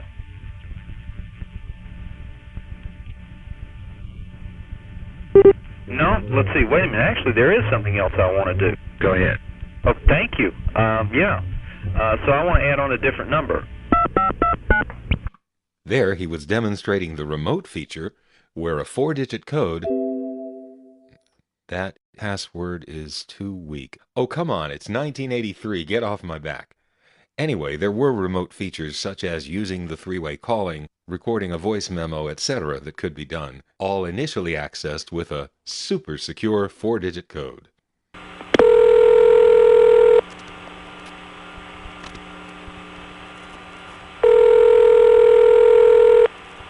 Hello? Hi there.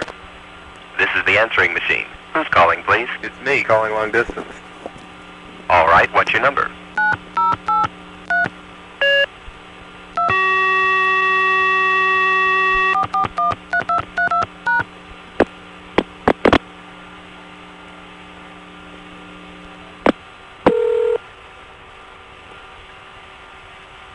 Hello?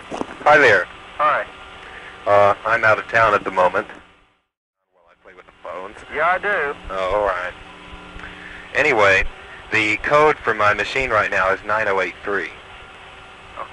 Thought I'd let you know if you're, if you need to use it. And what do I do for the For transfer? For transfer, when the call is in progress, you quickly go #*. Well, wait a minute. Hold on a second. Well, let me run. Okay. See you later. Bye.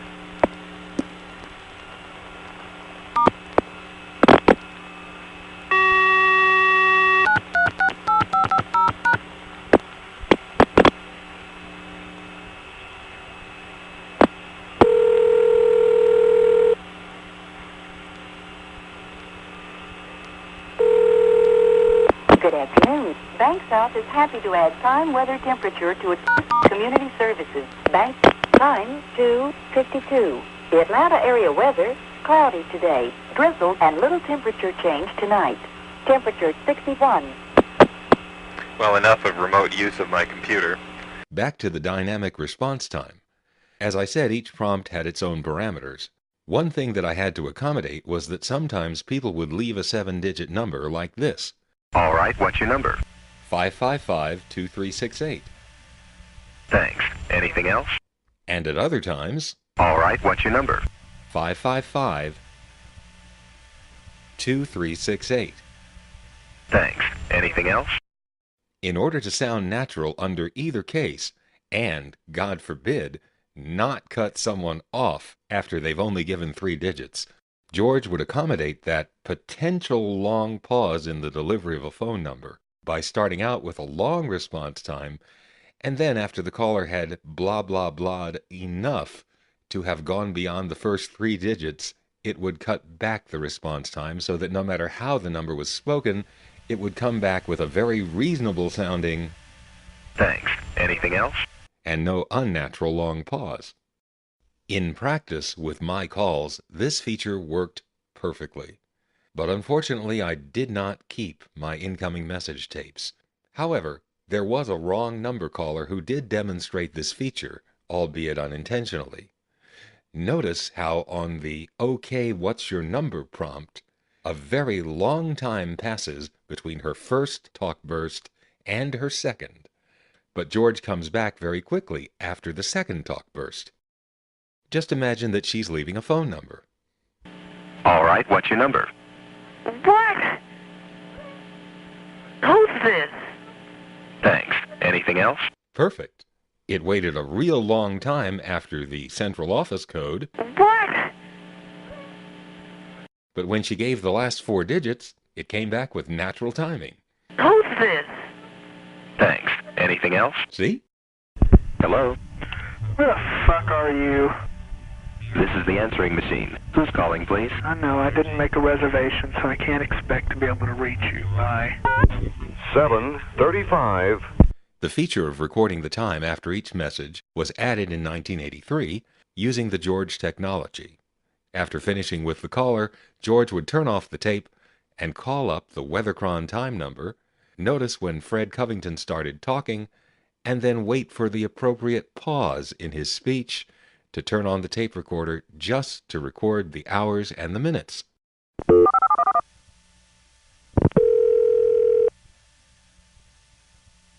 afternoon. Speech detected. Is your new Xerox copier a piece of junk? Call 455-8550. The present temperature is 34 degrees. Eastern Standard Time. Tape on. 12:27. Tape off. Piece of junk. Hey. The 1983 version of George also did call waiting.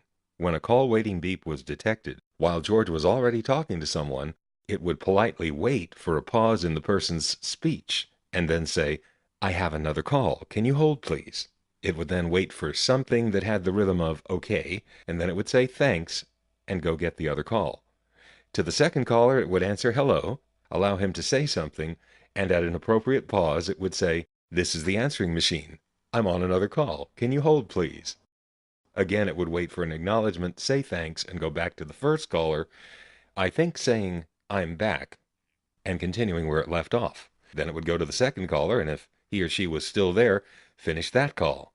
There was no provision for being a demon multitasker a la John Erickson's answering service in New York. That's Shelley, and your telephone number? 247. 247, just a sec. Good afternoon, may I help you? Hi, this is Maria. Do I have any messages? Let me check for you, 247. But I thought about it, and I have to admit, that answering service was also an inspiration for this invention. The only surviving recording of George doing anything with call waiting was a prank call when someone called me up and made some noise with a teletype, old-fashioned typewriter, or adding machine. In what follows, George detects the call waiting beep, then politely waits for a pause in the clattering before saying, "I have another call. Can you hold, please?" Had the noise not been so continuous after George asked the person to hold on, it would have worked. But unfortunately, the clattering was so continuous that George took that as a sign to abandon that call. Hello? This is the answering machine. Who's calling, please?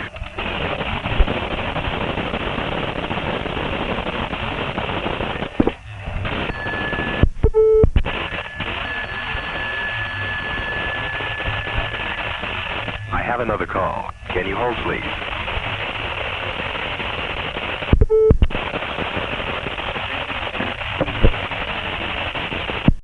Knowing that a living person goes blah, blah, blah, not blah.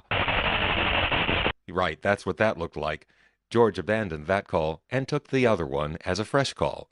Can't play that one for you because the tape is just in too bad shape. That call and others have come from a tape that was literally reused, and fortunately I was able to reclaim what was recorded on it originally. It ain't easy. Here's Steve demonstrating to a friend that the prompts of George can be very persistent. While this is not a realistic use of the machine, it does show what it's like to navigate around the prompt logic. Hello? Hello? Hi. This is the answering machine. Who's calling, please? Who's calling, please? Hello? Oh, damn, okay, all right. It's Steve. Who's calling, please? Well, I said it's Steve. All right, what's your number? Hello? All right, 4413232. Thanks. Anything else? No, Okay, thanks. I don't like talking to answering machines. Bye. No, wait, don't go yet. Damn. Boy, this thing's insulting, I'm telling you what. I guess I'm going to leave a message. All right, so tell Evan that Steve called, and it's now 6:11, and we're getting ready to go out to Sonny's and have some barbecue, so I'll call him back later. I hope that's all right with you. All right. Anything else? No. Okay, thanks. Bye. Bye. 6:12. While I'm the only designer on this project, I did not write the program. Clay and I thought this would be better in 6502 assembly language, and he was better at that than I was, so he wrote the program according to my specs. I remember that he made a very elegant little table for me so that I could change the way you would navigate through the prompts, as well as any of the timing parameters. If, for example, I heard this happening too many times... Who's calling, please? Hello? Oh, damn, okay, all right. It's Steve. Who's calling, please? Well, I said it's Steve. I could go into that elegant little table and change it so that this would happen. Who's calling, please? Hello? Oh, damn. Okay. All right. It's Steve. All right, what's your number? I didn't have it that way because, as far as I could tell from watching the thing, the few callers who were hesitant to respond did need to be reprompted at that point. But I could have changed it. Thanks to Clay's making the program so neat and elegant, it was easy for me to tweak everything to near perfection. And frankly, there really wasn't that much that needed to be changed, just a few things here and there. As an example, in the earliest incarnation of George, the prompt that it gave when someone left a very long message on the hello to tell them to continue recording if they liked turned out to be inappropriate, so I changed it. Here, Les takes advantage of the feature and then comments on the inappropriate prompt at the end. Forgive me, but I'm going to have a little fun with Les's incoming message. This particular splice-up was done around 1982. Hello? Clay, I've decided what I want to do. I want to make the delete key operate in such a way that if you push it down, it goes back one character, and then if you hold it after about a second, it goes delete, delete, delete, delete, delete, delete. You know what I mean? Like a backspace. See, I was really concerned with on this one, telling people that you have to, hit escape and all, and I think the delete, it'll make it a lot better, and if that's not any great trouble to do in the software, it doesn't really matter at what rate it goes backwards, as long as after you hold it down about a second, it goes delete, delete, delete, delete, delete, delete. You know what I mean? Like a backspace. Yeah, a Typematic key, like a backspace on an electric typewriter. So let's just do that, and that way we won't have to, hit escape and all, and I think the delete, it'll make it a lot better, and if that's not any great trouble to do in the software, it doesn't really matter at what rate it goes backwards, as long as after you hold it down about a second, it goes delete, delete, delete, delete, delete, delete. You know what I mean? Like a backspace. So let's just do that, and that way we won't have to. See, I was really concerned with on this one, telling people that you have to hit escape and all, and I think the delete, it'll make it a lot better, and if that's not any great trouble to do in the software, it doesn't really matter at what rate it goes backwards, as long as after you hold it down about a second, it goes zooming backwards to the to the beginning. Delete, delete, delete, delete, delete, delete. You know what I mean? Like a backspace. If you understand what I'm saying, and see, I was really concerned with on this one, telling people that you have to hit escape and all, and I think the delete, delete, delete, delete, delete, it'll make it a lot better. This is the computer speaking. If you want to leave a message, do it now. What the hell do you think I've been doing? I mean, doesn't that sound like a message? Did George work? Yes. Beautifully. However, sometimes, especially with wrong numbers, people would just refuse to believe that they were speaking to a machine. Hello? Hello, this is Chris McFadden. I'm with Telebusiness Supply. I wonder, sir, if you could tell me what kind of typewriter you use in your business, or do you use one?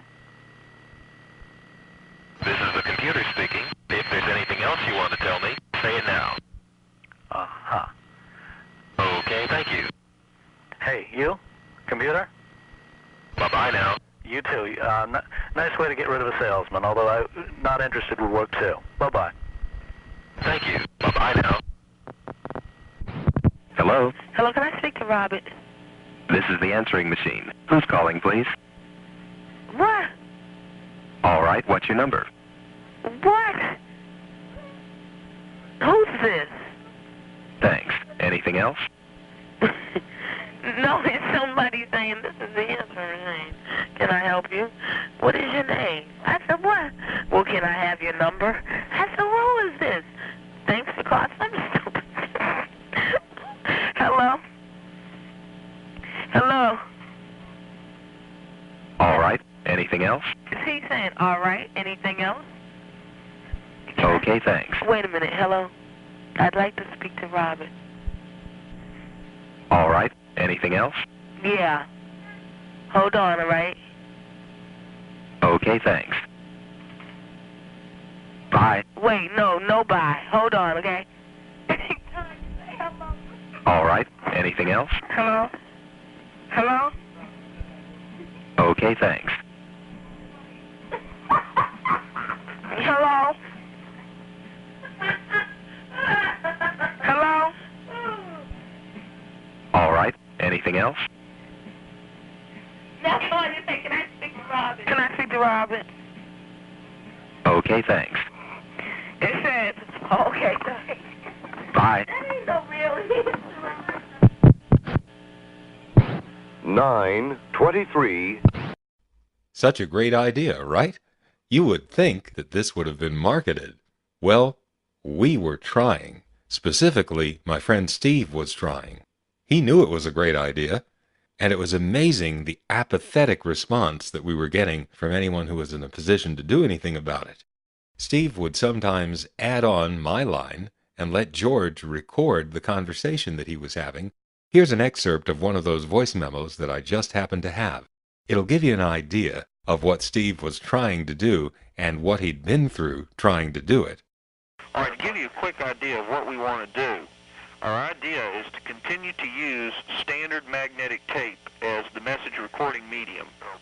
And I think it's fairly obvious. The technology to make it cost-effective to use a hard disk for incoming messages when you've got essentially a Vox recording scheme and they could talk forever, it just ain't practical. That's true. And people who think they're going to make a fortune selling a message call and forward system, store and forward system, using a hard disk on an IBM, or I think full of shit as a Christmas turkey. It is not cost-effective to tie up $3,000 worth of hardware for 20 seconds worth of speech. So I'm at this point, it looks like it makes sense to me to use microcassette. And one of our big headaches is we've got to find an OEM source of a microcassette or a cassette mechanism with actually a deck, not just a transport, but a deck, unless we want to manufacture our own analog electronics ourselves, which I'd just soon not do. I'd just soon farm as much of this out, as possible. Yeah, especially in that type of mechanism, there's just no way that you can meet the low cost Exactly. of OEMing, and there's enough suppliers of that type of... But what about with solenoid control? What we want essentially is a dictaphone-type mechanism that upon contact closure, it either rewinds, fast-forwards, records, or plays. No contact closure, of course, it's in a stop mode. Of course, that'd bear a little bit of research, but I don't think that you'd have any difficulty finding a supplier. All right, we got to find it at a low price. What we eventually want to do with this, Steve, what we want to get it to is an RS-232 interfaced outboard box about the size of, say, Hayes's chronograph that was a flop. But something small, sexy. Since it's going to have a clock chip on it, we may as well put a display on the front of it that indicates the time and shows you the status that the device is in. Sure. On the front panel. And, a few lights that do something to make it sexy, make it sleek looking, have the cassette or microcassette in it, and then just have it RS-232 at 19.2 kilobaud. And my target market for this is present PC owners, and the lines I want to go after specifically in this order are, only because I've got to develop first, because I think it's a smaller market than the IBM PC market, and I see our target market as small businesses and very upwardly mobile home PC owners who are, technologically oriented, who probably work in high-tech industry. I don't think this is going to be everybody's got to have one. But I do think all small businesses might buy them, and I think that a lot of people who work out of their home, that kind of thing, will definitely want. I think there's an enormous market. I just don't have my hand on any really, really good demographic research regarding our target market. That was one of my questions. It sounds like a good idea to, obviously, you, and so far I'm favorably impressed as well. But have you performed any kind of market research so far? No. Let me handle that question with you right now. At this point, what we're searching obviously for is not only hardware hackers and some software hackers, but funding. I've gone through ATDC, and they came up cold because at this point, Steve, the entrepreneurial element is missing. I do not have a commitment to master what is necessary to be the CEO of this company. I'm just not interested. I'm interested in turning that over to someone else. That's fine. What are they asking? What they want is either a coherent business plan, which there are 1,000 questions on the Arthur Young Company suggested outline for a new high-technology business plan that I can't answer. That's interesting. I wondered about that ATDC outfit, how they were going to go about doing their thing. They have, it's just a debacle. You'd have to talk with Evan to appreciate it because I'm so on it about them that when I tell you about it, all you hear is my emotional taint with them. But they have consistently behaved contrary to their stated purpose for being. Yeah. I had an interview with Mark Zwecker and with the head of it, Jerry Birchfield. Jerry couldn't see why anybody would want one. That was his reason for no enthusiasm. And upon research, some other people said, well, there is already plenty of what you're talking about doing out there on the market. So all the reasons they haven't supported us are complete bullshit reasons. They've missed the point. Now, of course, I'm responsible for communicating the opportunity, and obviously I haven't done that very well. But the other thing is we sat down and talked with Hy Chinkas that used to run Crown Camera, and Hy, of course, is now retired and is with SCORE, the Corps of Retired Executives thing, that's consultants. And he basically said, without either the CEO or a coherent business plan, I can't attract venture capital.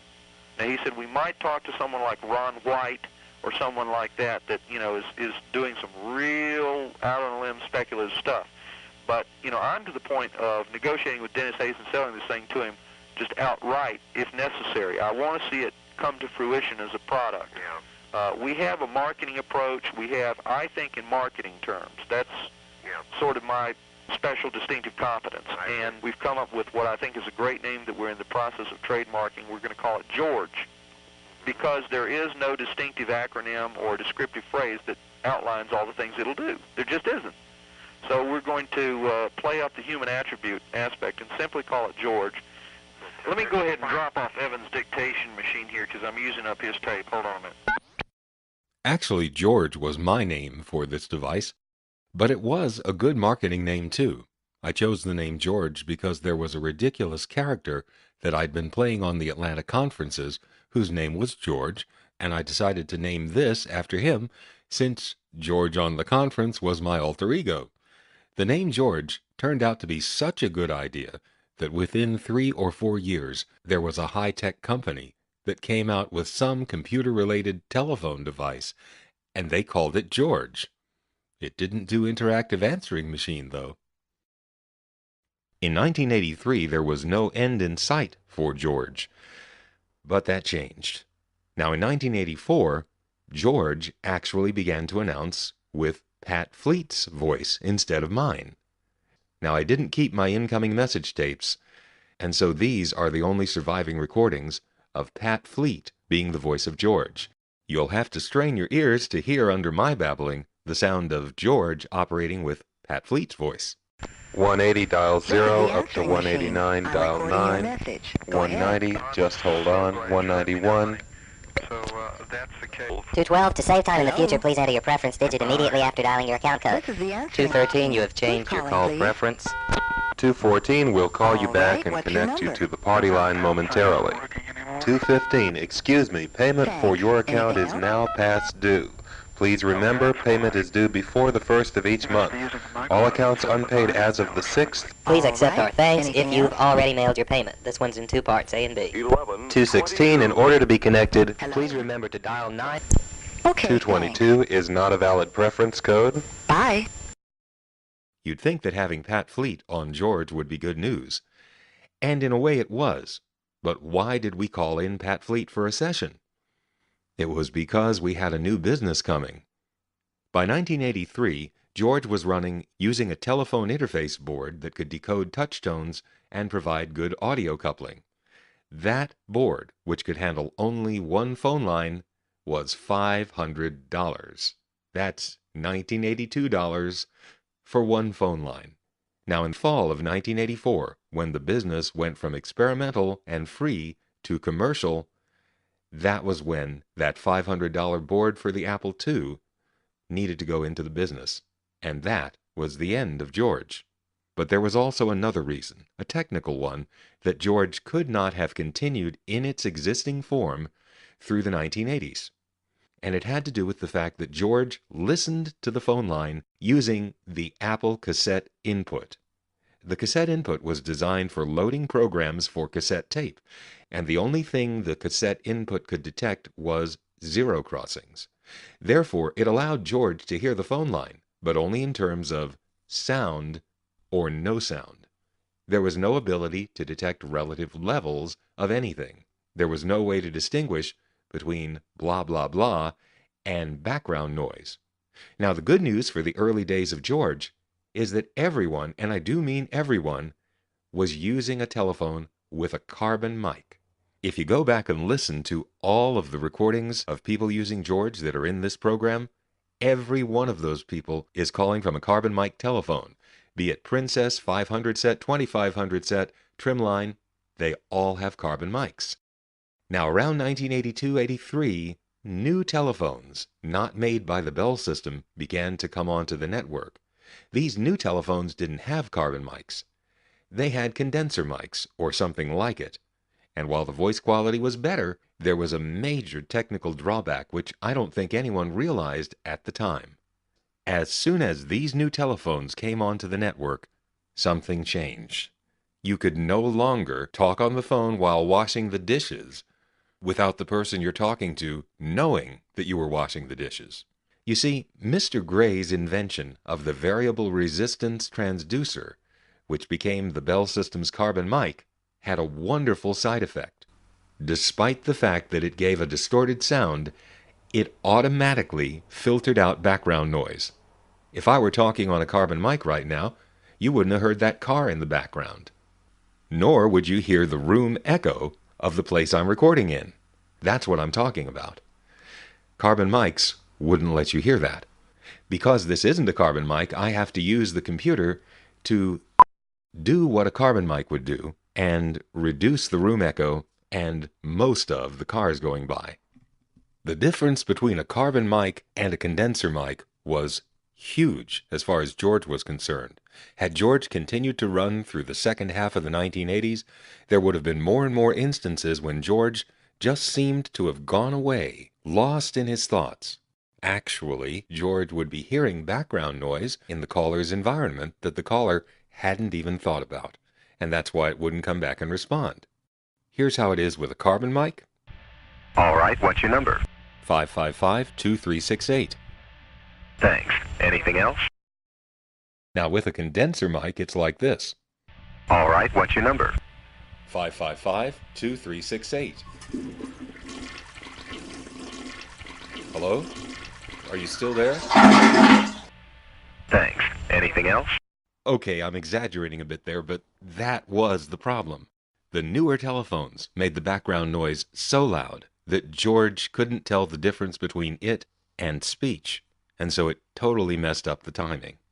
So a complete technical redesign on the listening part would have to be done to tell the difference between background noise and speech, and Steve and I didn't have time for that. We started a new business that wasn't related to George, but did involve telephone lines. Meanwhile, I got a great new disco job around the time that our business came online, and so George kind of disappeared from our consciousness. We had other things to do. There's one more anecdote that I want to share, and I'm sorry that it's an anecdote. I could kick myself for not saving this recording because it would have become a classic. During the last days of George, when Pat Fleet was the voice of George, I got a call from Pat Fleet. Though I don't have the tape, I do remember exactly how it went. Hello? Hello? Is Evan there? This is the answering machine. Who's calling, please? Well, it's Pat Trumbull. All right, what's your number? 255-2368. Thanks. Anything else? No, but it's really weird talking to myself like this. Okay, thanks. Bye. Bye. Well, you've heard all the recoverable surviving tapes of George that I've got. That's it.